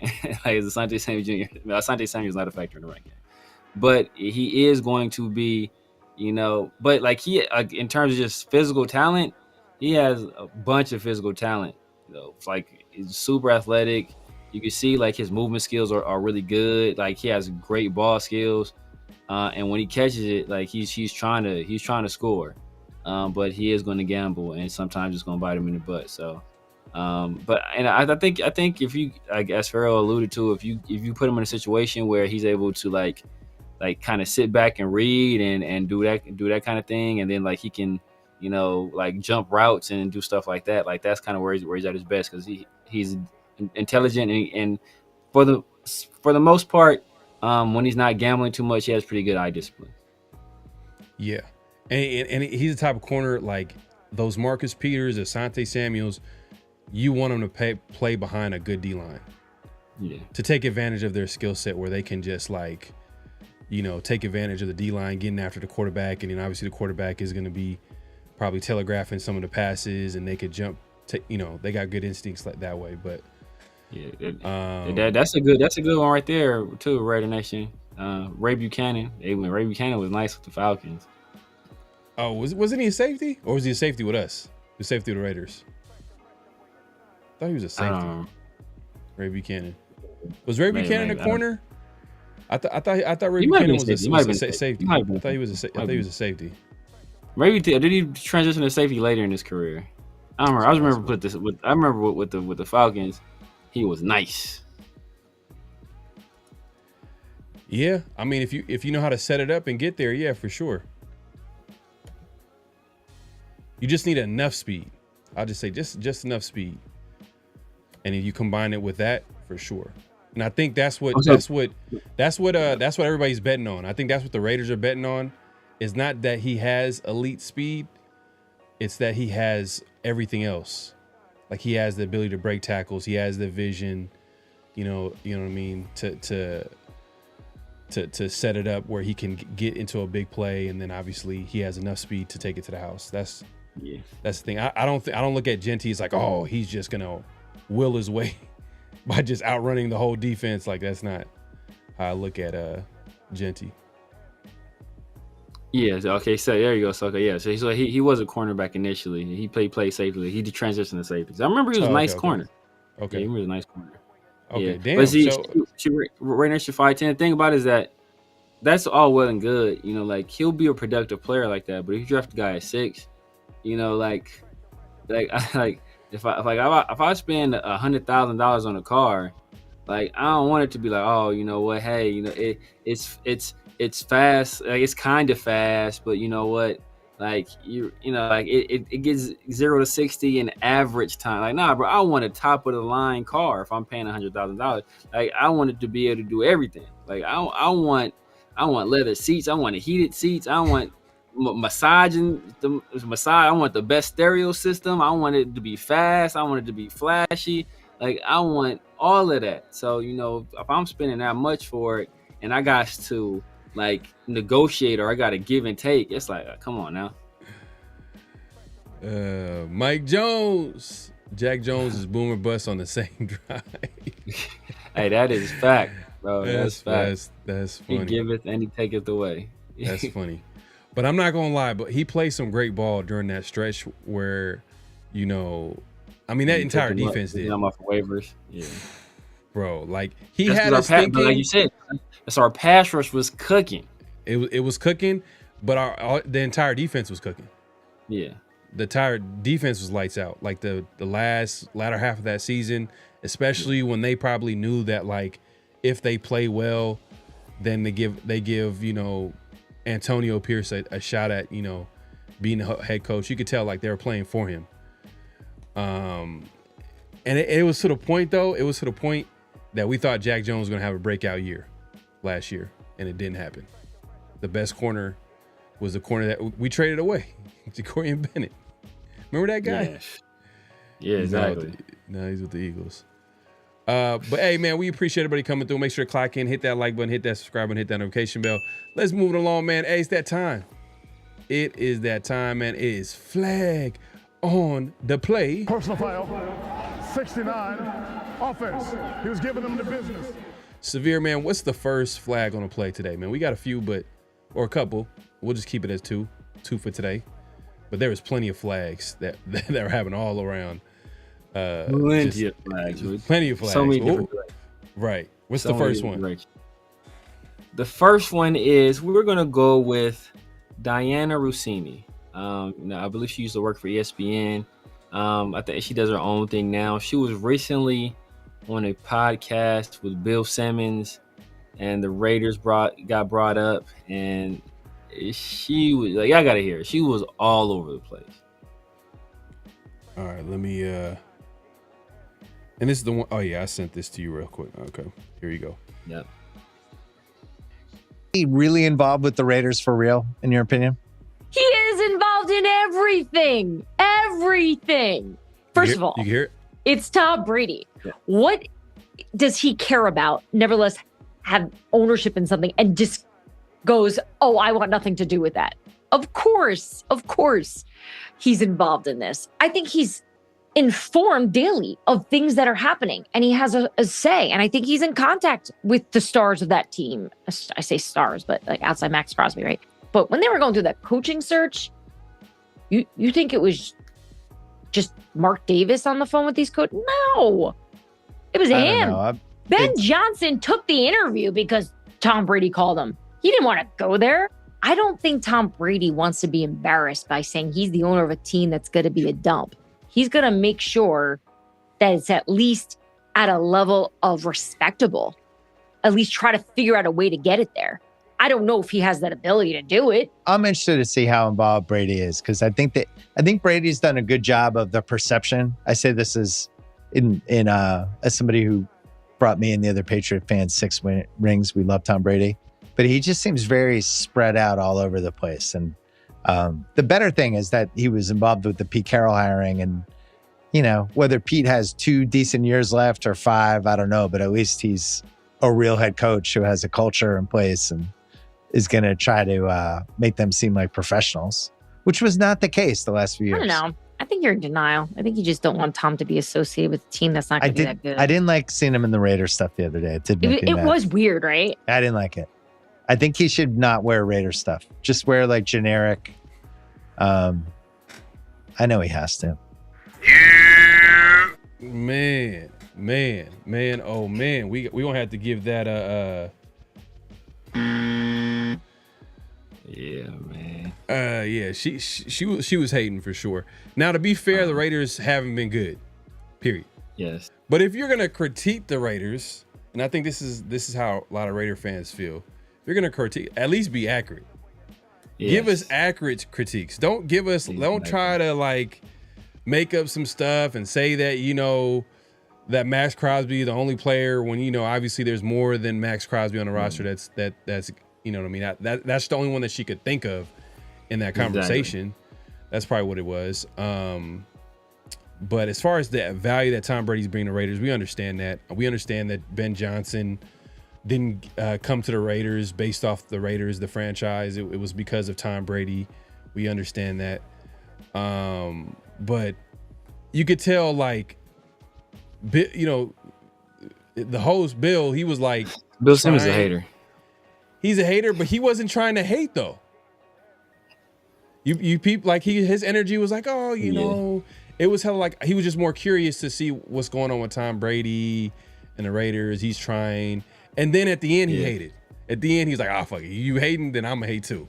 Like, See, Bill Simmons he's a groupie for Tom Brady because Bill Simmons is a Boston fan. So he likes the Celtics. He likes the Patriots. Right. So he spent his entire career basically hating on the Lakers and hating on everybody that was in any form or fashion against the Patriots. So he wasn't going to like. So initially he was trying to just make sure he wasn't going to like do anything that could be perceived as like a slight towards his Lord and Savior Tom Brady, because that's like, so he wasn't going to do that. But when she brought up like, the Raiders gear, he's like, I didn't like that. He brought us 6 rings and we love him. He does have to preface it. I love he brought us 6 rings. We love him for that. But I just seeing him wear that stuff. I just I was like, come on, bro, like, get the hell out of here. He's he got a 12-foot statue in front of Gillette, so you'll be able to go, beat your meat to Tom Brady anytime you want to, bro. Like it's like.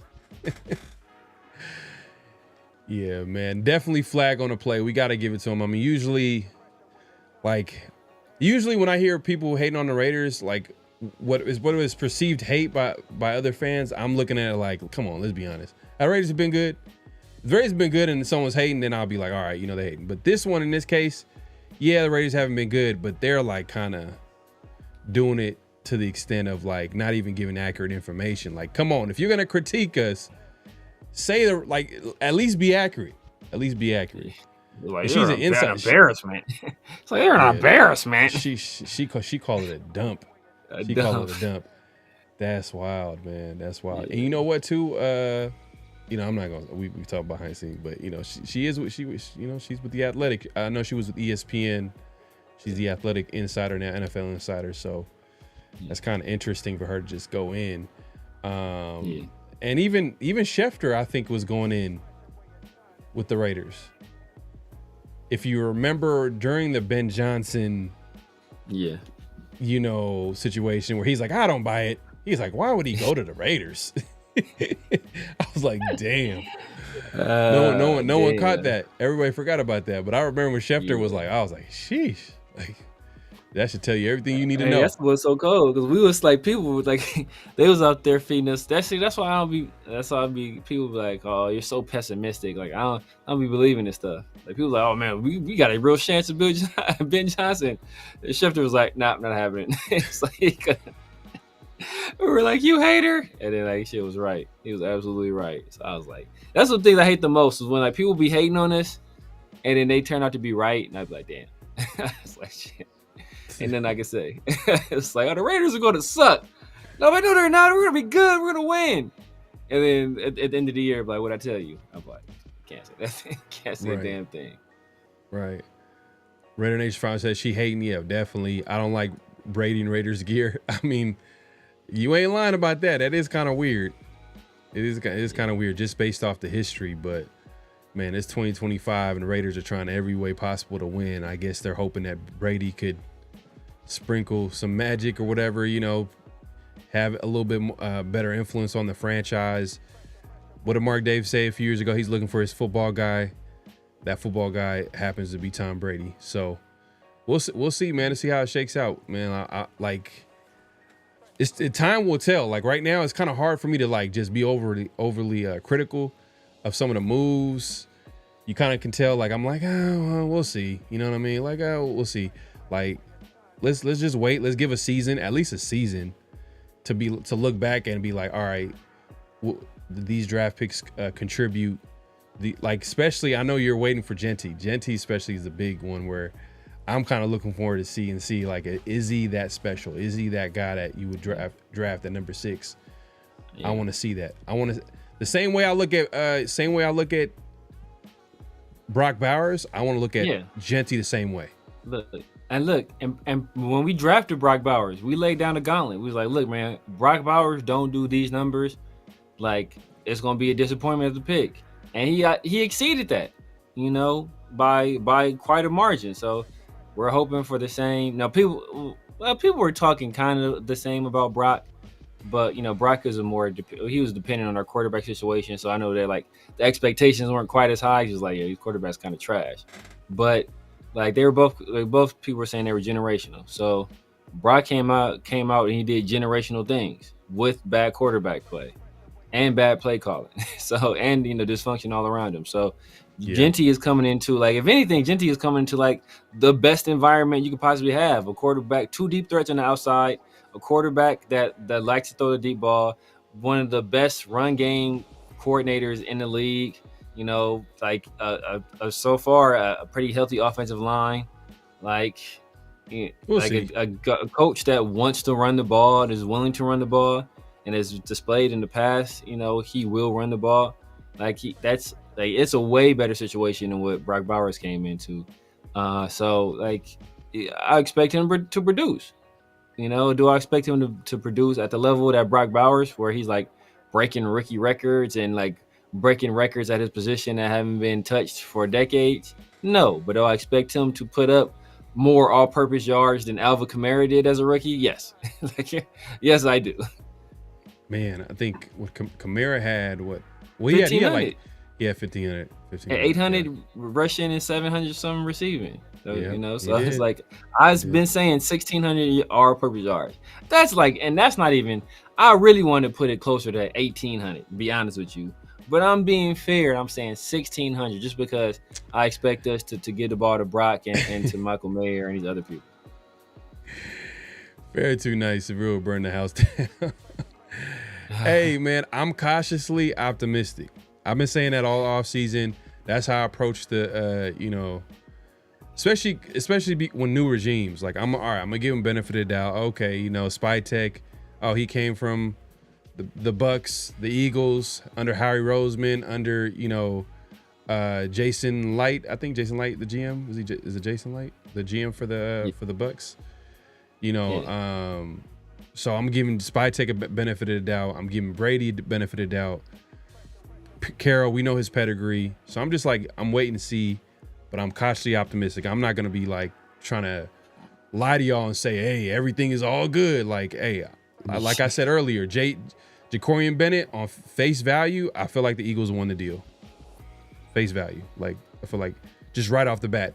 But I can see the logic of what the Raiders are trying to do, but I got to see it come together to be like, oh, okay, all right, the Raiders got something in return.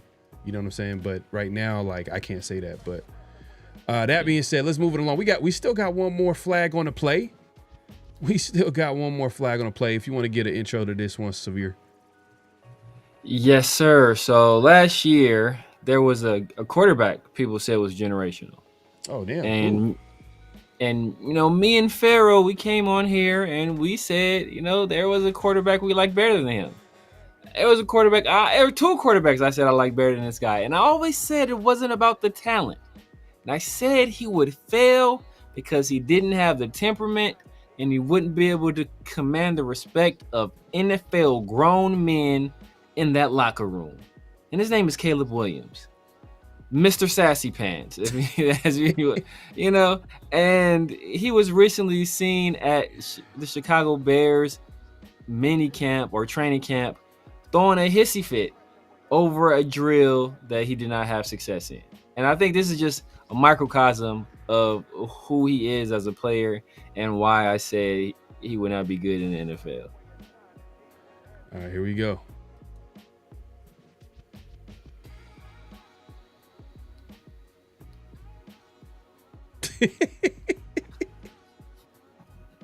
Just one more time, man. So he misses every throw in his drill. It's just I just don't like. It's just the pouting. It's just like, is this dude really about to be a bust? Bro. And he looks small too. That's another thing, man. He looks like shorter quarterbacks are having more success, but that's just nasty work, man. Oh my God, man. That is supposed to be the face of the franchise, leader of the team. I'm sure every player in the locker room is like holding their tongue, not trying to talk about this, not trying to, bring this up as a topic of discussion. But yeah, I mean, off the field, Caleb Williams is a very interesting guy. I don't even want to say interesting guy, but just peculiar. I don't know what you want to call him. Peculiar that's a good word. I think that's safe for you too. It's something. He's just off, man. He's just off. I don't know. I don't know if he fits as like the franchise quarterback. I don't know if that's him. Yeah. And you know what? It sucks because if you're a Bears fan, they've never had a franchise like QB like that. I mean, what, Jim McMahon? Jim McMahon. He's not even really a franchise. He won. He just like he's not. It was just he was part of like the greatest defense. Yes. Like even the Raiders, you know what I'm saying? So someone's like, how about the Raiders? Well, we had Rich Gannon, who was an MVP. We had Jim Plunkett, who won 2 Super Bowls. We had Ken Stabler, one of the greatest quarterbacks, Hall of Famer. You know what I mean? Like it's like, come on, like. So even the Raiders we've had our fair share. Not a lot, but we've had some guys. The Bears, but literally nothing. Like Rex Grossman, Jay Cutler, Kyle Orton.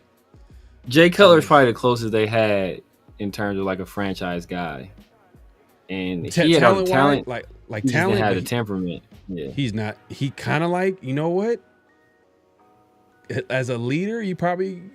I don't know, man. Well, like this is it's kind of wait to see with Caleb Williams, but like. That the Jay Cutler as a leader he was terrible.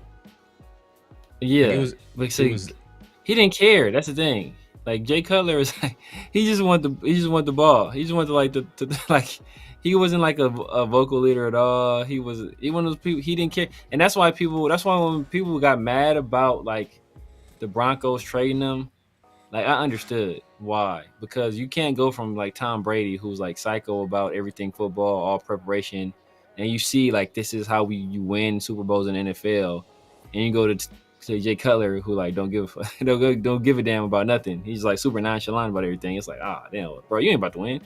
So yeah, but yeah, Yeah, man. Well, hey, flag on a play, Caleb Williams. He did not look like a franchise quarterback there. I know he's going into his second year, young quarterback, but I don't know, man.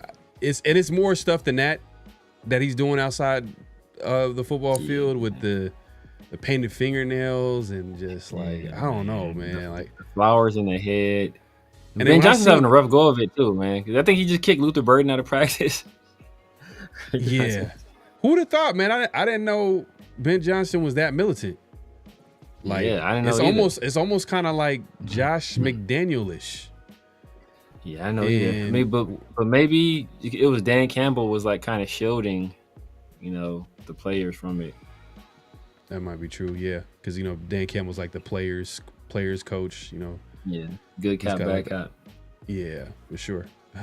Damn. So that means there got to be some balance in that locker room. So whoever is like under him, or like whether the assistant coaches or whatever, got to be able to balance him out. But man, I don't know, man. The Bears, I feel like one of those teams that might be disappointing this season. They got the talent though. They got everything.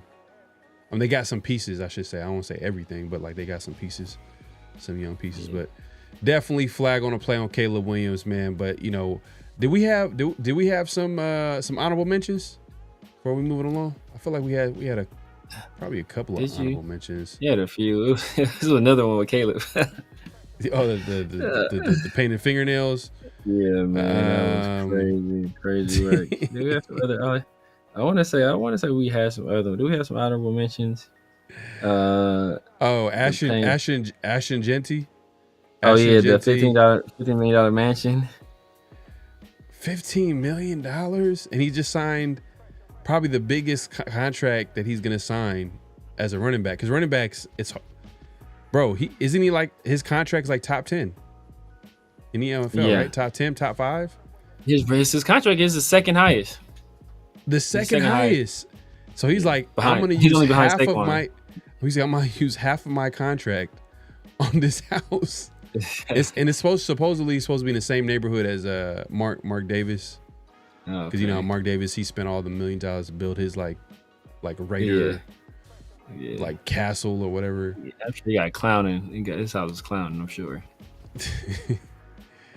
Yeah, man, that was an honorable mention. I'm like, come on, man, that's crazy. I think that those are the ones. I mean, we had the Jane Daniels and his mom. Oh, his mom is just way too involved, bro. Like, why are you like let him be him in his element? You know what I mean? As a quarterback for the team, like, it just feel like she's just trying to share the spotlight. So definitely, we talked about it before, man. Like, it's just kind of strange that whole situation. But Ashton Genty gonna have to put vending machines in his house to pay it off. I think another one was another honorable mention was I think I sent it to you was Kai Cenat and the other dude getting arrested in the mall for playing hide and seek. They're like 30 years old. That was stupid. Like, who watches that? Like, see that kids, that's the thing. It's like kids watching it. That is wild, man. Like, why would you watch 30 playing hide and seek, getting arrested. Hide and seek. Damn, that's wild. Random fact. I sent this to you before. That was crazy. I sent that to you. All right. Yeah. I think that's all of the honorable mentions. I mean, oh my God, Trayvon Henderson. He's serving with the Patriots right now. Serving, man. People mad. Mad I bring it up. Damn. Yeah, he's out there killing, and I gotta. I heard Kyle Williams is looking good for them too. Kyle Williams. I got a partner that's a Patriots fan, and he like, yeah, bro. Because I was telling him, like, he not like super guy that's super into like the draft and stuff, but he follows the team. Now when he drafted Travion, I told him like, man, I got a dog, man. Like he gonna be nice. Damn. And then he been telling me like, yeah, everything I'm reading, man, like everybody's saying he's special. Like he gonna change the complexion of our offense. Like he gonna be James White on steroids, basically, like just to the umpteenth level. So I'm just like, dang, man, damn. We'll see, man, because you know what? Like a lot of the talk with Genty, outside of the things that you were saying, where we talked about, where people obviously being there at the scrimmage and things like that.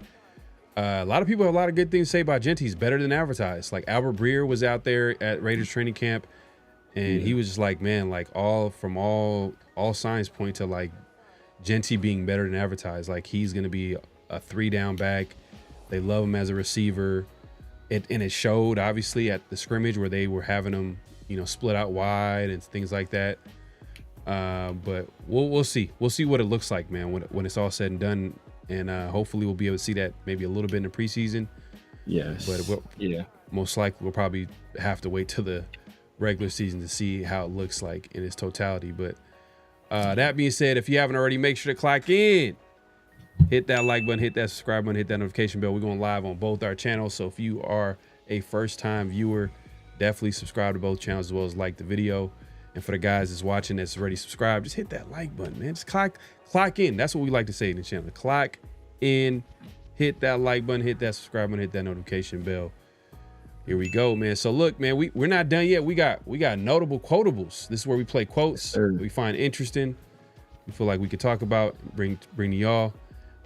Severe, man, if you want to start off the first notable quotable. Yeah, man. So we've been hearing we've talked a lot about our tight ends. We talked a lot about Ashton Genty, obviously. We talked a lot about Dante Thornton. We speculated what we can get from Jack Besh. But one guy, like I personally haven't talked a lot about because he's my arch nemesis, is Trey Tucker. But Geno Smith, he was at the podium and he made a comparison of a player, and that it's very high praise. Trey Tucker sometimes gets overlooked, but he's a guy that. What did you know about Trey coming in? And obviously, it looks like you guys are developing some chemistry. Yeah, I would always see this number 11 making plays on the Raiders. Like when I was on Seahawks, and I'm like, that guy's pretty quick, he's pretty fast. I thought he was really good just from afar. But as I've gotten to work with him, really, really special player. I think he's really going to be a big contributor to this offense. Trey's a guy who works hard every single day. He does all the right things on and off the field, like a true professional, a true leader. And I talk to him all the time. Like I think he's a spitting image of Santana Moss, and I think he can be a really, really good player. And I look forward to all the things that we can accomplish together. But right now he's in a good spot, and we just got to keep working. Ooh, man, high praise, man, from Geno Smith. Yes, the Trey Tucker, man. I don't necessarily see it yet. I feel like Santana Moss was more explosive. Crazy. More explosive. And that's saying something because Trey Tucker ain't slow. Yeah, and because I think Trey Tucker, one of the things that we kind of looked at, we're like, damn, like he's fast, but you would think that he would be faster at that size. You know what I mean? And being at that weight, I mean, because he ran like a 4.4, which is fast. Yeah. But there's obviously bigger players that are that fast, if not faster.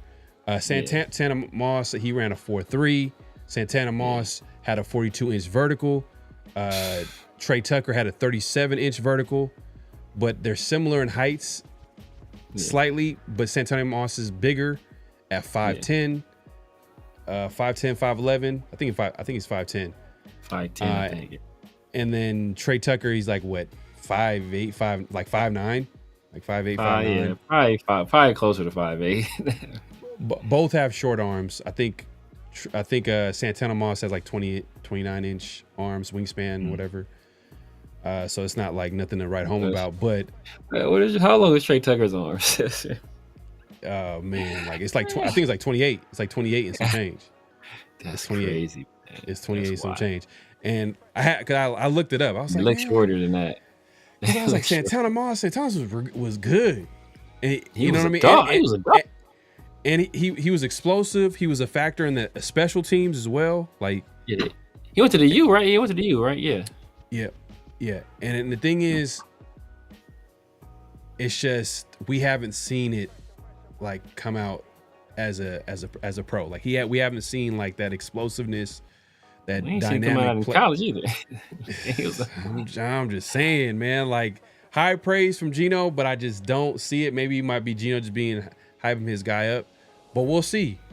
I kind of like made a comment today. I'm like, maybe Chip Kelly is going to be the right coach to bring it out. It can happen. You know, it's his third year. This is like, you know, when players play fast, they're going to look fast. When they play fast, when they play fast, like when they're literally, they're not thinking and they're just doing. Maybe Trey Tucker, everything slows down in his third year with Chip Kelly, who is going to make it a point to get the ball in his hands, make it comfortable with plays that he's comfortable with. We've seen it with, like, you know, you want to take all the way to Darren McFadden when Hugh Jackson went up to D-Mac, and he was like, hey, like, what plays do you like running? What kind of plays do you like running? And I always remember that. And I remember that because I seen we seen the impact of that. We seen what happened, and it led to, you know, Darren McFadden putting up some great numbers with the Raiders, and obviously he got hurt. But hopefully Chip Kelly can unlock that part of Trey Tucker's game. But I just don't see it as of right now, man. What was your thought of the comments about Geno? Yeah, I mean, obviously Geno, he wants to big up his guy. You know, Trey has been having a good camp. I've been hearing Trey Tucker is one of the best players we have when we do the one-on-one drills. He's like probably one of the more impressive receivers in those situations. But as you said, I got to see it to believe it. And Santana Moss, Trey Tucker ain't even Carlos Santana. Like, I ain't even that's too much right now, man. That's too much. I got to see it from Trey. And it's tough right now because he's in a situation where he's probably going to get a lot of favorable matchups, but he's also on a team where he's got to be fifth in the pecking order. You think about it, he's behind Brock, behind Genty, behind Jacoby, behind Michael Mayer. He might end up being behind Deontay Thornton in terms of the pecking order by the end of the year. So it's gonna be tough for him to really show and prove. So, you know, I'm hoping for the best. Everybody knows I clown on him. Everybody knows, like, I thought we needed to upgrade over him for the longest time, but I've been hearing good things. So I'm hoping that he's able to translate what he's been doing in these mini camps and these training camps into actual, you know, to the preseason and to the regular season. Cool Kid says Caleb throws like he's in the state fair. Yeah, it looked like a little kid, man. Kids at the state fair can throw better. Man, that's facts. funny, man. That's funny. He went over and non-moving target. He's like the guy at the Undercover Brother. Don't call me a sissy. Oh yeah. I'm trying to remember. Wilkins and Caleb collaboration. Oh man, damn. Come on. Come on. Huey, man, we don't want to see that collaboration at all. Man, but that being said, yeah, I just don't see it. But you know what? It brought a little perspective for me, like, because I know that I wasn't excited about the pick just based off his size and like his. But when I seen Santana Moss's like measurables, I'm like, oh damn. So you can be successful with these measurables. Yeah. I didn't think you could. Like, I thought you would have to be super explosive. I mean, he was. I mean, 4'3" is pretty explosive. More, and he had explosive. A 42-inch vertical is a 42-inch vertical. I don't know however you want to slice it. Yeah. You know what I mean? But you know, Trey Tucker, 37 inches is good, but it's like when you're in the NFL and it's the game of inches. Like at the end of the day, like you gotta. Yeah. That's fine. You're giving up like you're small. You're like 5'8". You're smaller than Santana Moss. Yeah, and you got shorter arms. So it's like you're already behind the 8-ball. Yeah. Yeah, but we're not done yet, man. We got another notable quotable. What's the next notable quotable, Severe? Yeah, the next one is obviously everybody knows we got two of the more important positions in your organization when you're an NFL team is your head coach and your quarterback, and it's very important that those guys, you know, have a trust in each other, that they have a good, not only working relationship, but you want them to that relationship to ascend and to exceed that, and go beyond the field if you really want to maximize what you guys do as a football team. And there's a quote of Pete Carroll who's talking about the kind of player that Geno Smith is, and basically how much he admires him. What we've seen with Geno Smith and his career renaissance over the last few years is rare in today's NFL. To struggle early, be a backup for several years, but then to come out in the way he played for you in Seattle. What did you see from him that suggests to you that he'll come out again here as a Las Vegas Raider and show out the way he has? Geno's no different than he was the first day we got him. I didn't know him very well. I knew his story. I knew that he had some hardships and all. Knew he was a marvelously talented player. But soon after that he arrived, he recognized that that Russell was the starter and he was the backup, and it was how he embraced that challenge that changed everything for me about who he is. Every day he came to practice, came to work, he was thinking that I know that the very next play I might be the starting quarterback, and that connection never left him, and so it drove him to find his best and to work every day with sincerity and commitment and the toughness that it takes to do that. And he went 4 years. He didn't play at all in 4 years, and then he finally got a chance and had 3 really nice games right out of the chutes. And then Russ came back, and then he kind of didn't get back in until the next time, and we went with him. So for us to get him to come here, to bring all of that history and background that we share together, it's not just friendship, but there's that, but it's more than it's a shared experience. Yeah. And I know who I'm dealing with, and he knows who he's dealing with, and he's trying to make me the best I can be. I'm trying to make him the best he can be, and we're willing to challenge each other to get that done because we're both competitors, and we battle in that regard. And it's such a significant change for us to have him in this new program, new Raiders, and the whole thing. So he does what Max does on the other side, so we have tremendous leadership. What we've seen with Geno. Hey man, Pete Carroll. I mean, it's no secret. I mean, you could tell they have a good relationship, and there's a certain level of respect level, especially coming from like Geno Smith, his whole journey from being a guy that was drafted in the second round from the Jets. It didn't work out, but he stayed with it. A lot of people could say, oh well, he wasn't that good. He was a bust. Everybody's pointing the finger at Geno Smith. Obviously, he was kind of like dealt a really bad hand being with the Jets. Different coaches that didn't believe in him. And then he finally lands with Seattle, and the rest is history. It's crazy, what a coaching staff, that when they believe in a player, what it does for that player. Yeah. And it did a lot for Geno Smith, and we kind of seen the results of that. He was able to turn around his career. That's what I'm like. That's why it's kind of interesting that Geno Smith is playing with this team, because it's like when people look at teams, they look at that head coach and that quarterback relationship. They look at that right there, that combination. Now, I'm not saying that Geno Smith is going to be the franchise guy. I don't know that yet. I got to see it. We'll see how it looks like. But man, I don't know, man. Geno seems like a really good leader. Like every time I hear him talk, he has those qualities. Yeah. You know who also has those qualities? It's a random off topic, but Cam Ward.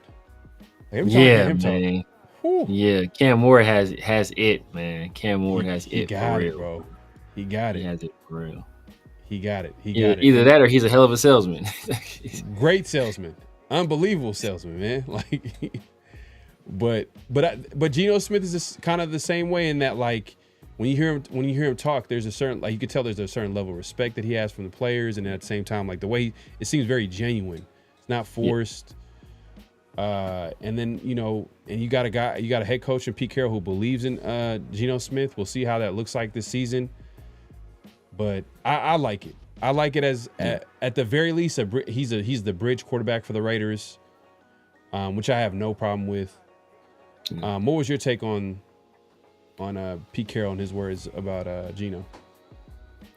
Yeah, man, it's been a long time since we had that kind of quarterback head coach relationship, and maybe you go back to maybe like Jack Del Rio, Derek Carr.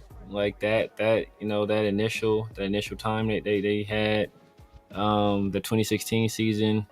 You think maybe Gruden and Carr, but the thing about Gruden is that he was always kind of eyeing other quarterbacks.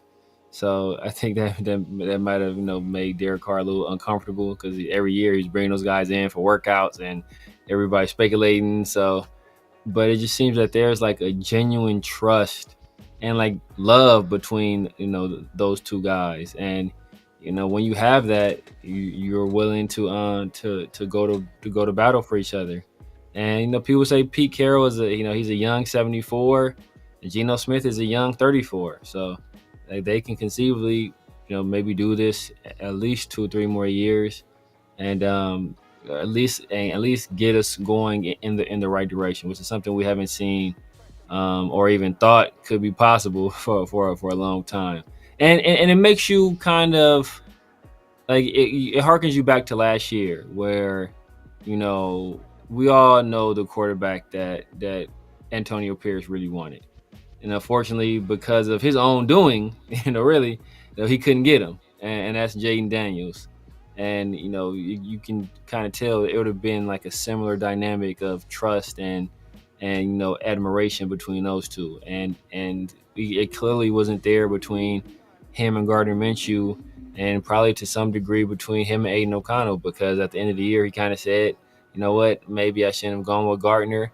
And if we really had that much trust in Aiden O'Connell, he would have fought a lot harder for that guy to be the starter. So, now we have that dynamic, and let's hope we. I think Antonio Pierce's guy was in the draft. That's what I said.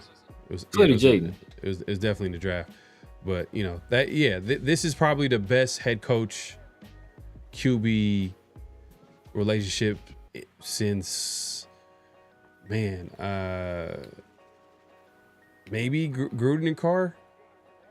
Yeah. You know what I mean? Maybe Gruden and Carr, but like you mentioned, like there was always like a little bit of like John Gruden looking to replace him every offseason. So there's always that meme. There's always that meme of John Gruden with the dude. John Gruden was the guy, and the other girl. You guys looking.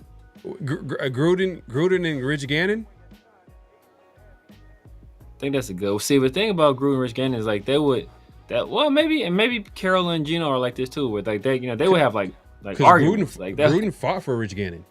He went up to Al Davis. It was like, hey, this is my guy. He fought for him. Yeah. So, and hey, he backed it up. They won games. Like he was like a great player for the Raiders. Sean Alexander comp to Genty. I think he has a little more juice than Sean Alexander. I hated it. I don't know. Sean Alexander was cold. He was cold. He was ugly. He was just ugly. He was just ugly, bro. His game was not nice. I did not like it, bro. And he's one of those. He's a great player. He's a classic case of great player, but boring. Oh yeah. Yeah. Tim Duncan. Exactly. Same thing. Tim Duncan. Definitely. But even Tim Duncan, if you watch like some real good games, you could see like, damn, Tim Duncan's a great player. Like the plays that he would make. Both ends. I remember. You remember there's a .4. Remember, it was ugly, but I'm saying. But remember the .4. Remember the .4 when Derek Fisher hit that .4 shot, right? Yeah. What happened right before that? Tim Duncan hit that crazy ass. But then he had like it was a bank shot or something like that too, right? Or over Shaq. Yeah, over Shaq. Yeah. So, but I'm just saying, great players make great plays at great moments, and he did that. So I'm saying like. He was the reason why the Spurs are winning. He was still like, bro. Everything about Tim Duncan was ugly, bro. He's like this dude's fits. He has some of the worst fits in the history of NBA, bro. Man, Oscar, this is what you started right here. It's all started Sean Alexander, and that's why I hated. The same reasons why I didn't like Tim Duncan is the same reason why I didn't like Sean Alexander. Man. But Sean Alexander had didn't he have like 27 touchdowns? LT ended up breaking it, like 28, 20, like it was just like some crazy number. I want to say Priest Holmes broke the record initially. And I think LT broke Priest Holmes' record.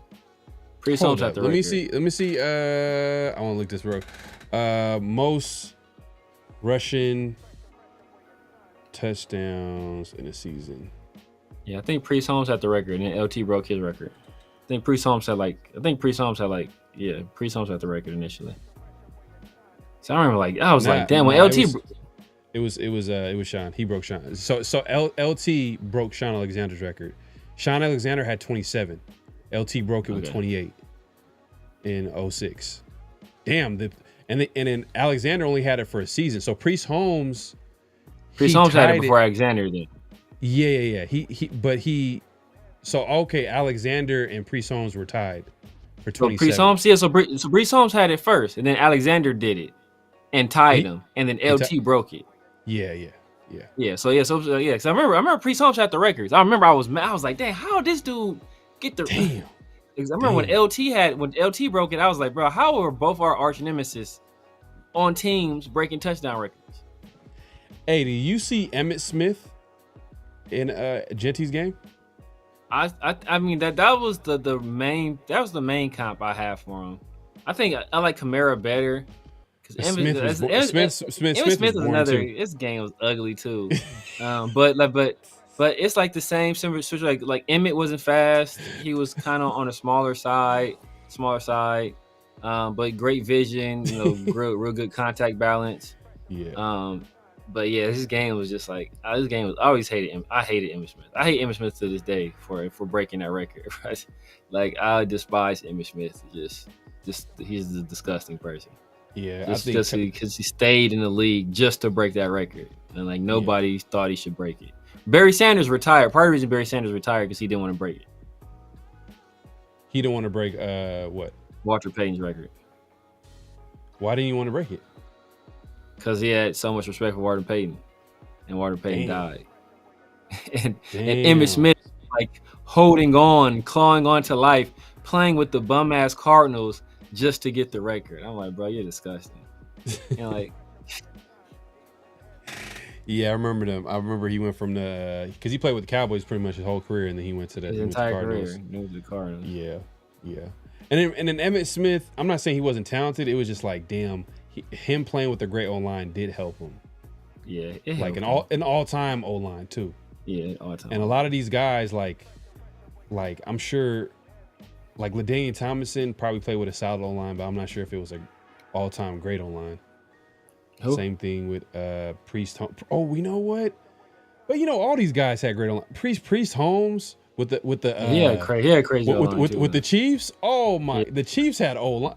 I'm trying to think of the names. Oh, they had a guard.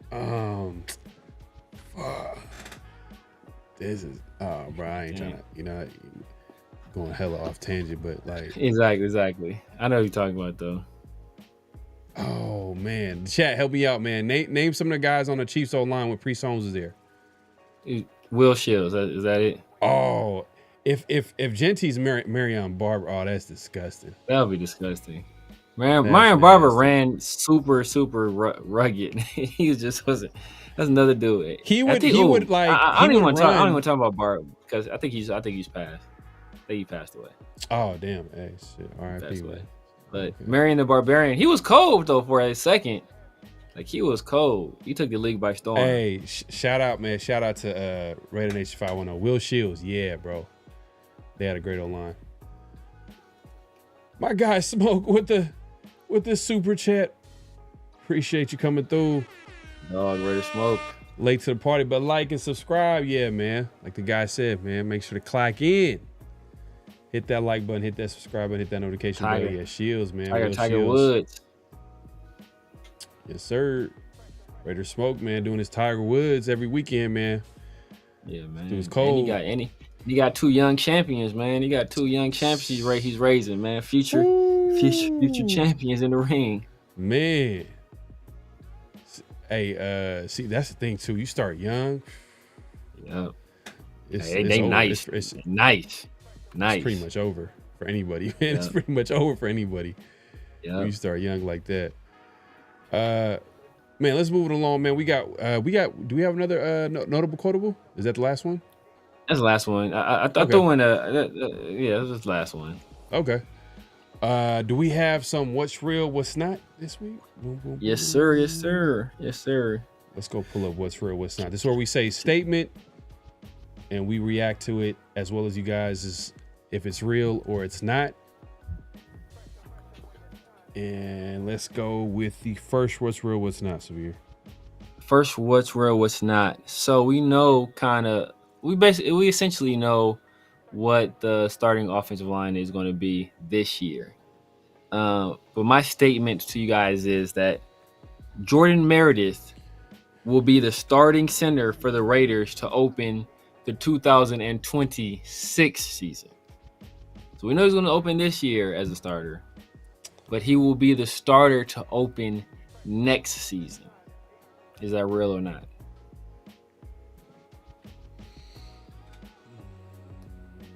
I'm going to say it's not real. The reason why I say is because I think they're just making the best out of the situation. And right now, it's about putting the best 5 out there.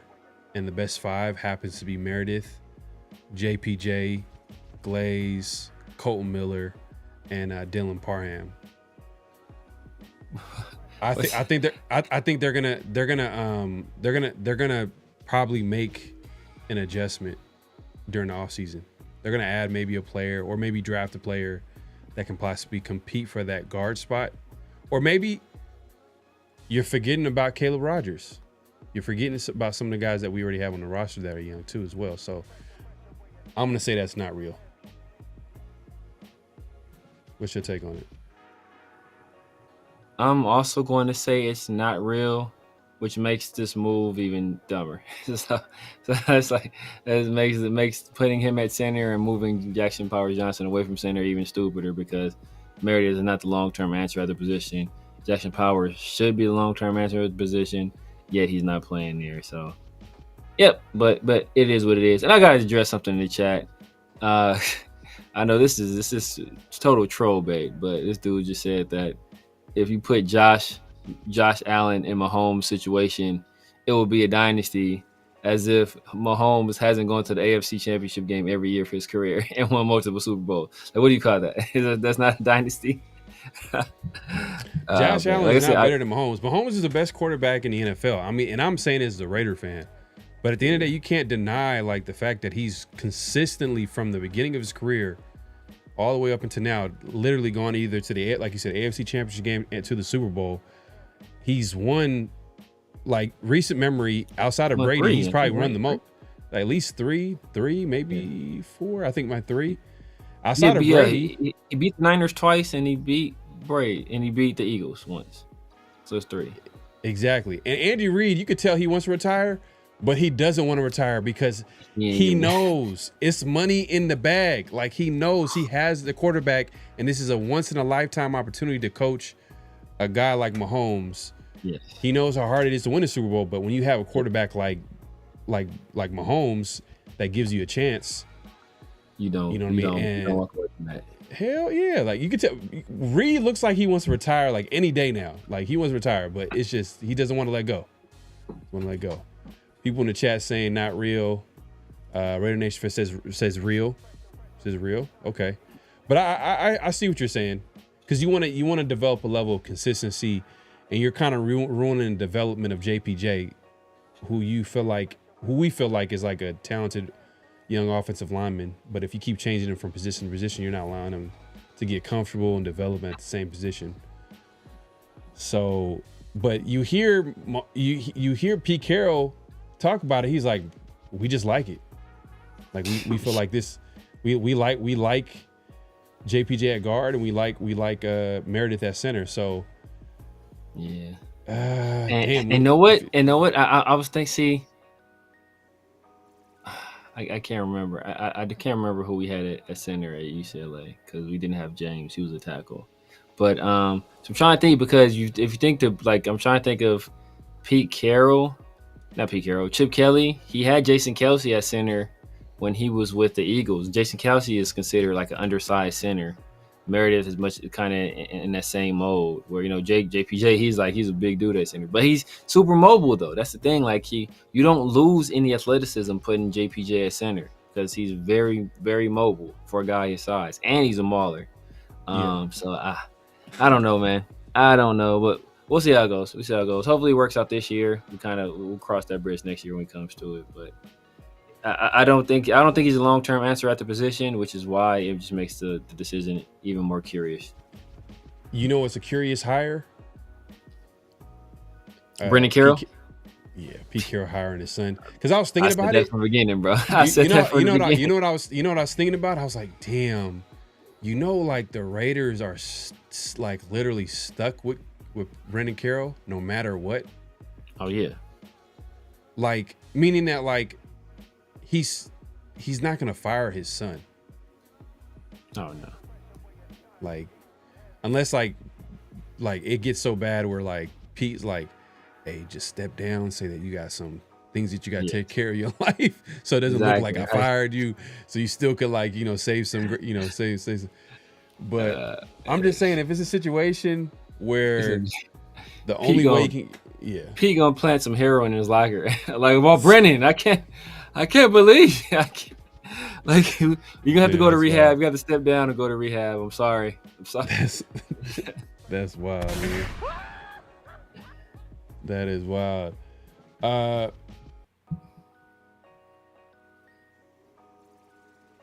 Oh, damn. Okay, coach. And Pete Carroll would have stayed retired, but he had Geno Smith. Nah, I don't think that's the reason why, though. I think he really wants to coach. I don't think he liked how the Seattle situation ended. He wants to end on his own terms. Exactly. He wants to go out on his own terms. Yeah. But I think, but the thing is, I think him having Geno Smith, I think he'll coach longer than maybe he normally would have. Just because as long as Geno Smith is productive, I think he's gonna hang on. I think he's gonna hang on. Man, because this is unprecedented territory right now. We've never seen a coach this old. Yeah, man. Like even when I see him, I know people be trying to be like, God, man, everybody's trying to be politically correct, to be hella nice. He be looking hella old, right? He looks hella old. Why? No one want to say the truth. He still got energy, so I ain't hating on him. But it's like, bro. Yeah, no, he has energy, whatever. But like, he look like, I don't want him to like fall down. Like when he's running the sprints, and I'll be like, oh man, like I don't want him to get hurt or anything like that, like because they say that, well, I don't want to get into that conversation, but just let's say, man, people acting like people be like, oh man, like Pete Carroll looks like he's in his 20s. He got the energy of a 20-year-old, and then they just keep saying, I'm like, golly, like, let's call a spade a spade. He looks old. He just looks old. Old as shit, man. He looks the Raiders hired an old coach. It is what it is. Yeah. He still got energy. Still got his wits about him. So yeah. We'll see how it works out. But yeah, man, that Brendan Carroll, bro. Brendan Carroll, he's the one, like, because if he messes up the development of JPJ, because I'm sure he's part of the decision making with JPJ going to right guard and not staying at center. Like, I don't know, man. I agree, man. I agree. It's not just that. It's that last year Parham played right guard. We're moving Parham from right guard to left guard. Last year, JPJ played left guard and center. So we're moving JPJ from center or left guard to right guard. Last year, Meredith played left guard. We're putting him at center. It's a whole bunch of stuff. But coaches do this all the time. Remember when Parham was his rookie year where he was playing well? He was playing well at right. He was playing well at right guard. Then we moved him to left guard, and the struggles start happening. Yeah. And then it's been like a mixed bag ever since then. That's my point, though. We moved him to left guard to accommodate somebody else. Right. To play right guard. Yeah. And that's exactly what we just did this year. Again. It's hella overthinking it. They're just overthinking it. It's like, like I said, it's just curious. And that's why I think that's a Brendan Carroll thing. I mean, I didn't like the hire when it happened, but you know what? Hey, bro. Hoping for the best. We got the 5 best out there right now. Coach, I believe you, bro. I believe you, man. I think there are exceptions to the rule, and Pete Carroll is Pete Carroll. It looks like he's an exception to the rule, but he's still like people Still try to old, act man. like he's still old, man. He's still old, man. Like you still got to be careful. Still got to be cautious. Yeah, man. It's funny. Oh, his shoes too. Oh man, his shoes. It's hella goofy. It's hella goofy. It's old people shoes. Oh yeah, he ran like the orthopedics. Yeah, bro. He out there with bro. He got the PE 1000s on, man. This dude is. He got the gym teacher ones on, bro. I'll be like, damn, Pete. Oh man. And but people like, I know like people love it because he's old. They talk about him throwing the ball. I'll be like, yo, bro, it looks. Oh, when he's throwing the ball, it's like he's gonna hurt himself. He about to throw his whole arm out. Yeah. I'll be like, bro, if he gonna hurt himself. He got on the Moses part the seas, man. I'm like, dog. Do not do nothing to hurt yourself. You remember that damn, bro? Like, I don't know why I thought about this. It's hella off topic. Remember that commercial? The Six Flags one? No, this is a commercial. Like, it was about drinking milk. And then the kids was like, he's like, I don't want to drink milk. Well, like, and it was the old dude. He's never drunk milk. Look at him. And then he drank milk. His arms start falling off. Bro, that was a great commercial. See, that's a great commercial. They should bring commercials like that back, man. Like, I thought you were talking about the Six Flags commercial where like the old ass guy gets off the bus. It's like, oh my god.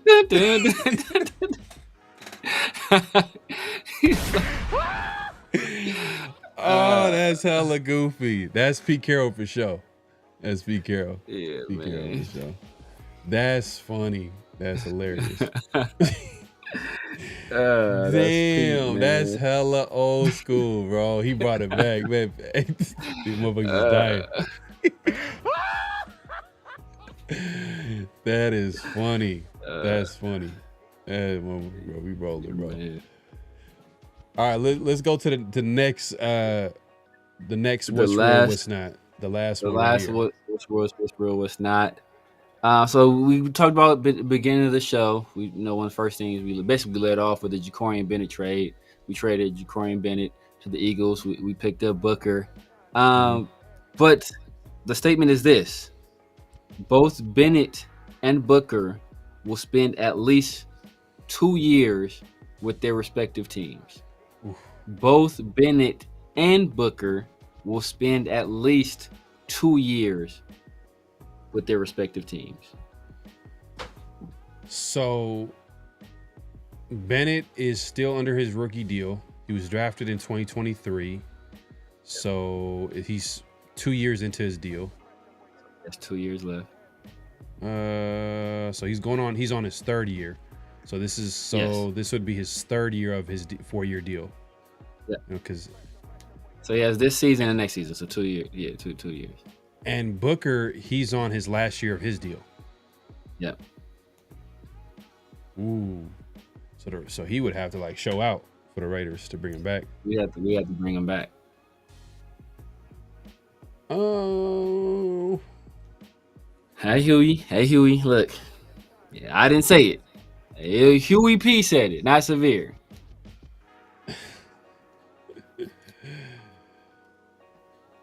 You know what? I'm gonna say that he makes it for at least 2 years. Yeah, for sure. Let's do it. He could be part of the mix. That's all you're saying. Is he gonna be on the roster? You didn't say if he's gonna be the starting D tackle, nose tackle, 3 technique, whatever you want to call it. So I'm gonna say it's real. He's just gonna be part of the rotation. And I'm not gonna lie, it's a lot of people say a lot of good things, bro. Like a lot of people say a lot of good things about him. So we'll see. I mean, Mike Jones says no. Okay. Bennett, yes. Booker, no. Okay. I'm gonna say yes for both. What you got, Severe? Yeah, I'm gonna say no. Look, I think he's gonna make it out of camp. I think Booker is definitely gonna make it out of camp. If for nothing else than the politics of it all, because it'd be extremely embarrassing if you traded your last year starting corner for a guy that got cut. You know what? How much camp is left? Like, you know, like a week, another week or something like that at camp. So it'd be very embarrassing if that guy didn't make the 53. But I don't know if he finishes the season on this team. And I ain't talking about like no injury situation. I'm just talking about I don't know if he finishes out the season on this team. I think Jacorian Bennett. I think he lasts his rookie year, his rookie contract rather with the Eagles, at least. Yeah, and they did draft 2 D tackles too. They signed Adam Butler too to a contract, so they're gonna be. So he's gonna. We moved Hemingway. They got Hemingway listed as DN though, so I don't know. Like I said, they're doing some weird stuff. Okay. So, but JJ, they have him at D tackle. Zach Carter is back to D tackle, who they brought back from last year. So. Okay, and then Jonah Alu's he's the guy. He's the hometown Las Vegas native that's currently listed as a starter. Yeah. I'm gonna say yes. So it would be this year or next year. I'll say yes. I'm gonna say yes, but we'll see. I want to see what it looks like because he's gonna have to like obviously get into the mix, get into the playbook. I mean he plays D line, so they can get. So I feel like those guys can come in and they can contribute right away, but I got to see him like out there to like really judge for myself and see if he's going to be a guy that's going to have a chance to stay on the roster. But like right now, like it's open season. Christian Wilkins was like the guy that was the entrenched starter, no question. Now it's like there's an open position at the other spot. Jonah Alu is a guy that he's the second year in the league. Like he's still trying to fight his way to get some snaps. So it's like, can he win it? Possibly, but for them to make this trade means that they're not too confident. They're like not sure. They need to add maybe another player that fits whatever they want to do on defense. So we'll see. Yeah. Martinez, man, we talked about this earlier, bro. Yeah, it's sad for my guy, man. Man, it's crazy. Yeah. Like his injuries, and I was the guy that I was like, man, the Raiders possibly should have bring back Nate Hobbs. Just based off our nickel situation, but man, still nasty. Our nickel situation is still nasty. Yeah, it's still ugly. But Greedy Vance might be a guy that might right now. Darnay Holmes is listed as a starter. Yeah, but see, that's from what I've been hearing, like, and all of this can change. All from what I've been hearing is that basically Jeremy Chin is the nickel, and anytime they go to that formation, it's been Jeremy Chin that's rolling down there, and the person that was taking his spot at safety was Lonnie Johnson. Now, obviously, Lonnie Johnson is no longer here, so now the person who's taking his spot at safety has been primarily Chris Smith. You know, blast from the past. You know, I know a lot of us like the draft pick. You know, we liked what he did at Georgia, even though he wasn't the best athlete. He was a team leader, smart, high IQ guy. So yeah, right. So you know, and then I think they've been sprinkling in some Thomas Harper, in that role as well, kind of seeing what he can do there. But another thing they've been doing which is why we've been seeing Jamal Adams get some reps with the ones, is that they've been putting Jamal Adams at like that nickel spot and keeping Jeremy Chin back at safety. That's something else they've been experimenting with as well. So that's why people are saying like, oh, Jamal Adams is getting some reps with the ones. Like that's essentially what it is. He's like that, playing that nickel role instead of Jeremy Chin. Got to keep on it. Let's see what happens. I seen this. I got to put it up here. He said Andy Reid is 67, Pete 73. I don't see a major difference. That's a big difference, bro. That's a big 7 years is a big ass. That's a huge difference. It's never a decade. 7 years, because Pete's actually going to be turning 74 in September. So yeah, 7 years. Yeah, that's almost 10 years, bro. And especially at that age, going from your 60s to your 70s, your body's getting older. But you know exactly. What? You know, I'm not that age, you know what I'm saying? So yeah. I can't, I'm just like but just I can just understand.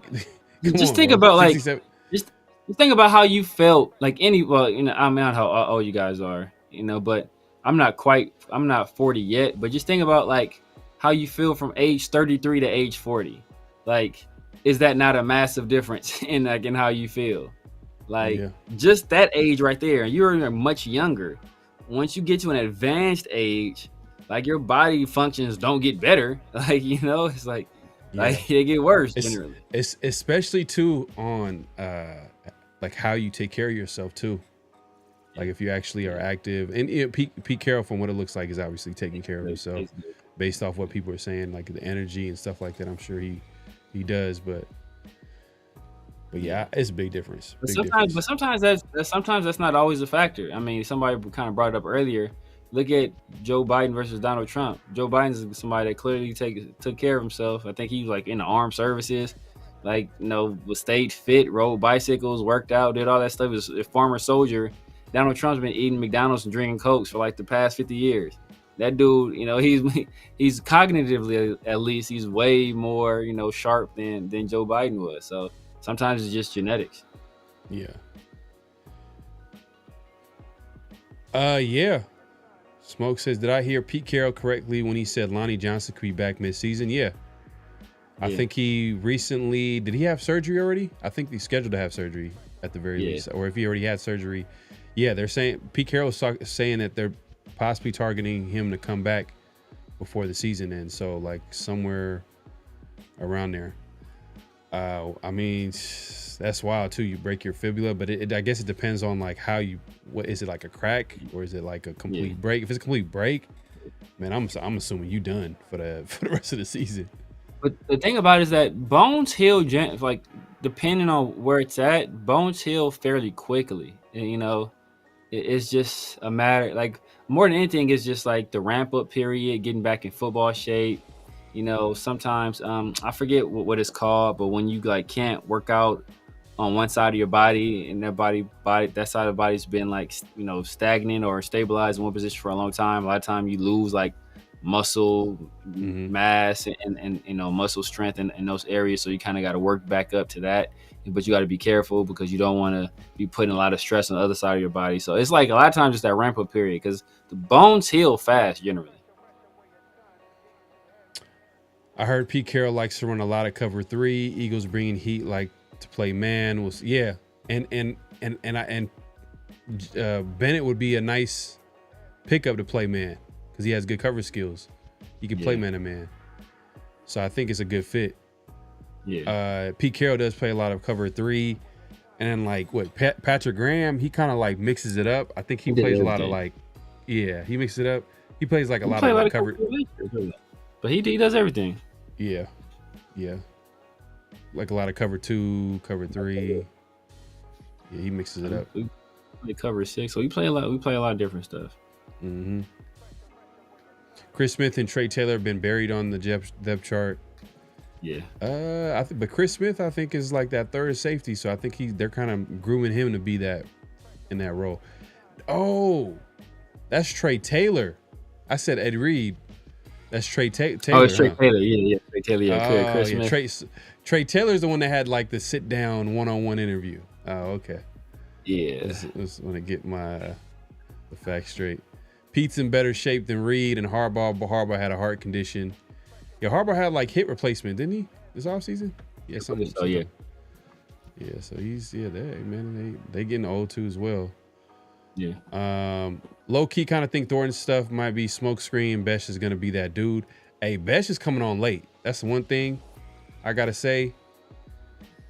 Death Lord 660. Hey my God. But yeah, no, I agree. Besh right now, like, is since the pads have come on, got the physicality's gone up a little bit. Besh is obviously kind of like been stepping up as of late, but I think we'll see. Yeah. You're saying it's a smoke screen, but like right now it's like an uphill battle for him to get some snaps. Like it's Tucker and Thornton, but you're saying that Besh is gonna overtake Thornton, pretty much. Nah, I can't see that happening. Especially because there are different types of roles that they're gonna play. Yeah, I don't see that happening. I think Besh will have a role, especially goal line situations. I think Besh will have a role down there because that's Thornton in closed spaces. Like that's not where he's going to function at his best. I think Besh with his route, he's pretty solid route runner, real physical, and he's a great run blocker. So you can do a variety of things with him down there. That not as many things with Thornton, who's really like more of the deep speed guy, post that kind of deal, as Pharaoh has talked about on several occasions. Where do you think Scary Terry goes to? I think he stays. He stays. Yeah, I think going nowhere. Like, why would you trade away a receiver when you have a young QB, up and coming QB? Why would you take away from a weapon? He's on a rookie deal too, by the way. Yeah. Like, so pay the man. I don't know And what they're they being purged cheap about last it. year. They purged a whole bunch of salary last year. Yeah, just pay the man. Just pay him. Make it where, hey, like this contracts, the way these teams make contracts, sometimes they'll pay certain players, but then they'll find a way to get out of them if it doesn't work out. So why don't you make it so? I mean, like, you got a QB on a rookie deal and you don't want to pay, Terry McLaurin. Like, come on, man. I think he stays, though. Yeah. Benjamin, I definitely don't like the move. Keep Cooper in the slot, but Bennett on the outside. Okay. He said he definitely likes the move. Keep Cooper in the slot. Yeah, Cooper is a dog. He's a safety / slot. Like that's what a lot of teams like they play. And then you got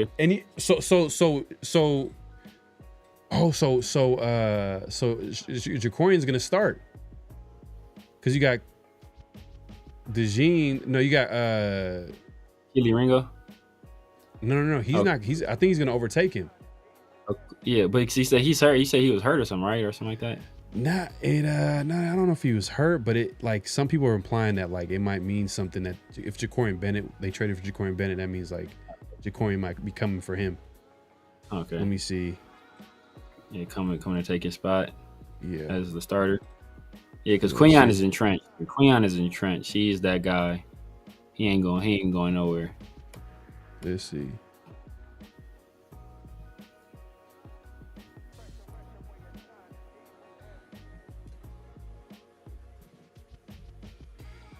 Oh damn. Ringo was he was drafted in 2023 draft, the same draft as Bennett. Okay, so it was 2 years ago. Okay. Yeah, that's what we said. That's what we said, right? Yeah, that's what we said. Because Kwame Lassiter was last year, so he was a year before last year. Mm-hmm. Okay, so Jacorian could easily be the starting corner, or he could obviously overtake Kelly Ringo. That's Roseman is cooking. Yeah, man, he's cooking. Martinez says, I believe Chip is going to run 13 personnel with Besh as the third tight end. Besh played tight end at LSU. Yeah, I mean, Ian Thomas might be. I think he's been coming on. I think he spoke to the media today. Didn't he speak to the media? He's been playing well. He's been making plays during training camp. So that's the guy I think they figured at like that third tight end spot outside of like. I mean, the tight ends are kind of showing up well. Yeah, Mayer, Brock Bowers. I've heard Ian Thomas' name a few times. Like, I heard them using Ian Thomas in the backfield too. I think I just said something about it earlier, but yeah, they've been using Ian Thomas in the backfield as like a fullback in certain situations. Okay, finding ways to get him on the field with everybody else. That's clean. Yeah, I think they're going to run some 13. They're definitely going to run some 13. I think they might do it in the middle of the field too, because they have some. Yeah, if you got a guy that wants to run the football, he's going to have to find players that can like get open in those formations, and he got them. He has them. The tight because ends, Brock is like he's not your regular tight end. That's like basically having another wide receiver. You can run basically running 13 with us is still like running 12 with a lot of other teams. So like Chip can get hella creative.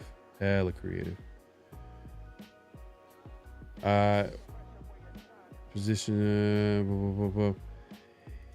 Yeah, I know Severe mentioned it. He caught it. He was talking about this earlier, moving him to DN.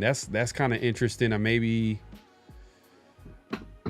they're grooming him to be multiple. Maybe that might not be a permanent situation. Maybe it's part of a development of him being a guy that became effective inside and outside. He's kind of a tweener though. So, I mean, were you surprised by that, Severe? Yeah, I was surprised by that just because he fits. We talked about it before. He kind of fits perfectly in that height, weight that Pete Carroll likes in his defensive tackles. So. Bennett starter, Cooper Jean at safety. Yeah, and you have Bennett and Keon Mitchell, and Bennett's your number 2 corner. That's nice, bro. You think about it like this, bro. You think about like Bennett's a 4-3 guy. I think Quinyon Mitchell's a 4-2 guy. Damn, you think Eagles can win it this year again? Oh yeah, they can win it again, man. Damn, the only thing is like you worry about the offense. Good, bro. You worry about the offensive line because they lost Becton, so replacing Becton. Yeah. But yeah, like you said, man, it's just like they probably have the most athletic secondary in the league. It's hard, man. To repeat though. It's hard. Bennett's 4-3. Quinyon's 4-2. I think Keely Ringo is 4-3. Cooper DeJean, I think, is 4-3. Like they got 4-3 guys, legit 4-3 guys in the secondary. Yeah. We got fast secondary too, though. We got fast secondary too. And the thing is too, it's their defensive coordinator likes to run like a lot of man. It's that was the defense coordinator for the 49ers all them years. I was gonna say Vic Tafer. Vic Fangio. Vic Fangio. Like I remember when my first, because Vic Fangio's been around for a minute. But when I seen him with the Niners, that defense, to me, that was his best. Like that defense was crazy. Like that was a crazy defense, just based off the talent and just the combination of that talent and that scheme. Just think about the players on that defense, man. And I'm not even a Niner fan, but god damn, man, that shit was not. I was jealous, bro. As a Raider fan, I wanted the Raiders to have a defense like that with like talent everywhere like that. Like think about it, they had them linebackers from Bowman. Yeah, Bowman, Patrick Willis. Those safeties. The Smith brothers. Yeah. Hey, every time I think of man, I'm trying to think. Aldon Smith, but I'm trying to think of that. Well, every time I think about him, I just remember when it's sad, man. It was like hella sad. Like one of the last times, like he I guess had a DUI, and then and the media was waiting outside. It was waiting outside for him, and then he was trying to act like they couldn't see him. It was just hella funny, and then he knew that. Then he talked to him real quick, and he just oh yeah, and then they were done talking to him, and then he started walking away. But it was a sad walk. It was he was by himself. It was just bruh, damn, man, crazy. That's all right before. That's why I knew he had a problem, bro. I saw him right before we picked him up. I saw him at LAX, and I was like, oh damn, that's crazy. This is Aldon Smith. It was huge, before bro. We picked him up. That dude was he's a big person. He's a big human being. And I'm pretty tall, and I was like, dang, this dude is pretty. Bro, he was big. He was bigger than Khalil Mack. Yeah, he was way bigger than Khalil Mack. Yeah, man, and imagine that, man. That's a whole different conversation, man. But hey, man, it's been a great show. We appreciate everybody coming through. Make sure to clock in at this point. Clock out. Hit that like button. Hit that subscribe button. Hit that notification bell. Man. Do you hear why Raiders cut Christian Wilkins? Man, you gotta watch the past shows on that one, man. But he did some weird stuff. Raiders don't agree with his rehab, so they cut him. But just watch some past shows, and we kind of get into that. But yeah, man, Severe, man, let the people know where they can find you, what to look forward to, all that good stuff. You guys know what it is, man. The Severe Raider here on YouTube, IG, Snapchat, TikTok, X, Kick, Twitch, True Social, everywhere is the Severe Raider. Holla at your boy, man, every Tuesday. My guy, PharoahNFL, on the world famous 50/50 show, obviously on Thursdays, Around the Shield, where we bring you some of the best content and all the Raider Nation. And then I'm rocking out with my guys, 805 and Chris, with the Raider War Room. That's on Tuesdays and Sundays. Possibly making a move from that Tuesday. We got some stuff in the work, so we'll let you guys know. But the best way to stay informed is, hit that subscribe button. Right after you do that, hit that notification bell. But before you do either of those, make sure you hit that thumb for both videos. He's on. You said Alden Smith's on Tumblr. I didn't even know that it's still around. Like I ain't even on that. Yeah, man, that's sad, man. Alden Smith, man, great talent, but crazy, man. But yeah, like Severe said, we'll be back here next week, 50-50 show every Tuesday. But obviously this week we will have Around the Shield, which we have every Thursday. But today is going to be a special Thursday because it's game day, preseason, Raiders versus Seahawks. We'll go live after the game ends. We'll recap the game and talk about some of the things that we've seen. And obviously we'll have it. Hopefully we'll have a guest. Yeah. We'll try to see if we can get someone to come on and chop it up. And hey man, and enjoy the game, man. So man, hey, it's the Raiders are finally gonna play some football. Recently had a scrimmage. Now this week they have their first preseason game, so it's gonna be fun. If you guys haven't already, make sure to clock in at this point, clock out, hit that like button, hit that subscribe button, hit that notification bell. Man, I try to get to as much comments into the, try to get into all the comments and messages. I try to get all of them. I know I missed some of them, but you guys still can leave a comment after this live ends. You guys watching the replay, definitely to comment if you guys agree, disagree, think something's funny. If something's not funny, just let us know, man. And we'll get back to you. We read the comments, so we appreciate the support. Greg Arnold says, I think Amari Hampton has the best season as a rookie running back. Hey, I can see that happening. Yeah, it's a great situation. I didn't see the Hall of Fame game, and I know he played in it. Did you get a chance to see him like run the ball a few snaps? I know that he had like a. He had one impressive run. He had another run where it's like, it's rookie type situation where he should have just stuck his foot in the ground and tried to run the guy over. He tried to, run to the outside. It's one of those lessons where, this ain't the ACC, bro. You ain't beating these dudes to the corner. Like, right. And like I said, Genty's gonna learn that same lesson too. Yeah, man. Hey, man. Hey, we up out of here, man. What? Any last thoughts before we head out? Nah, man. Hey, we'll see you guys, man. Hopefully, we have a productive preseason game. And number one, above all else, is that everybody stays healthy.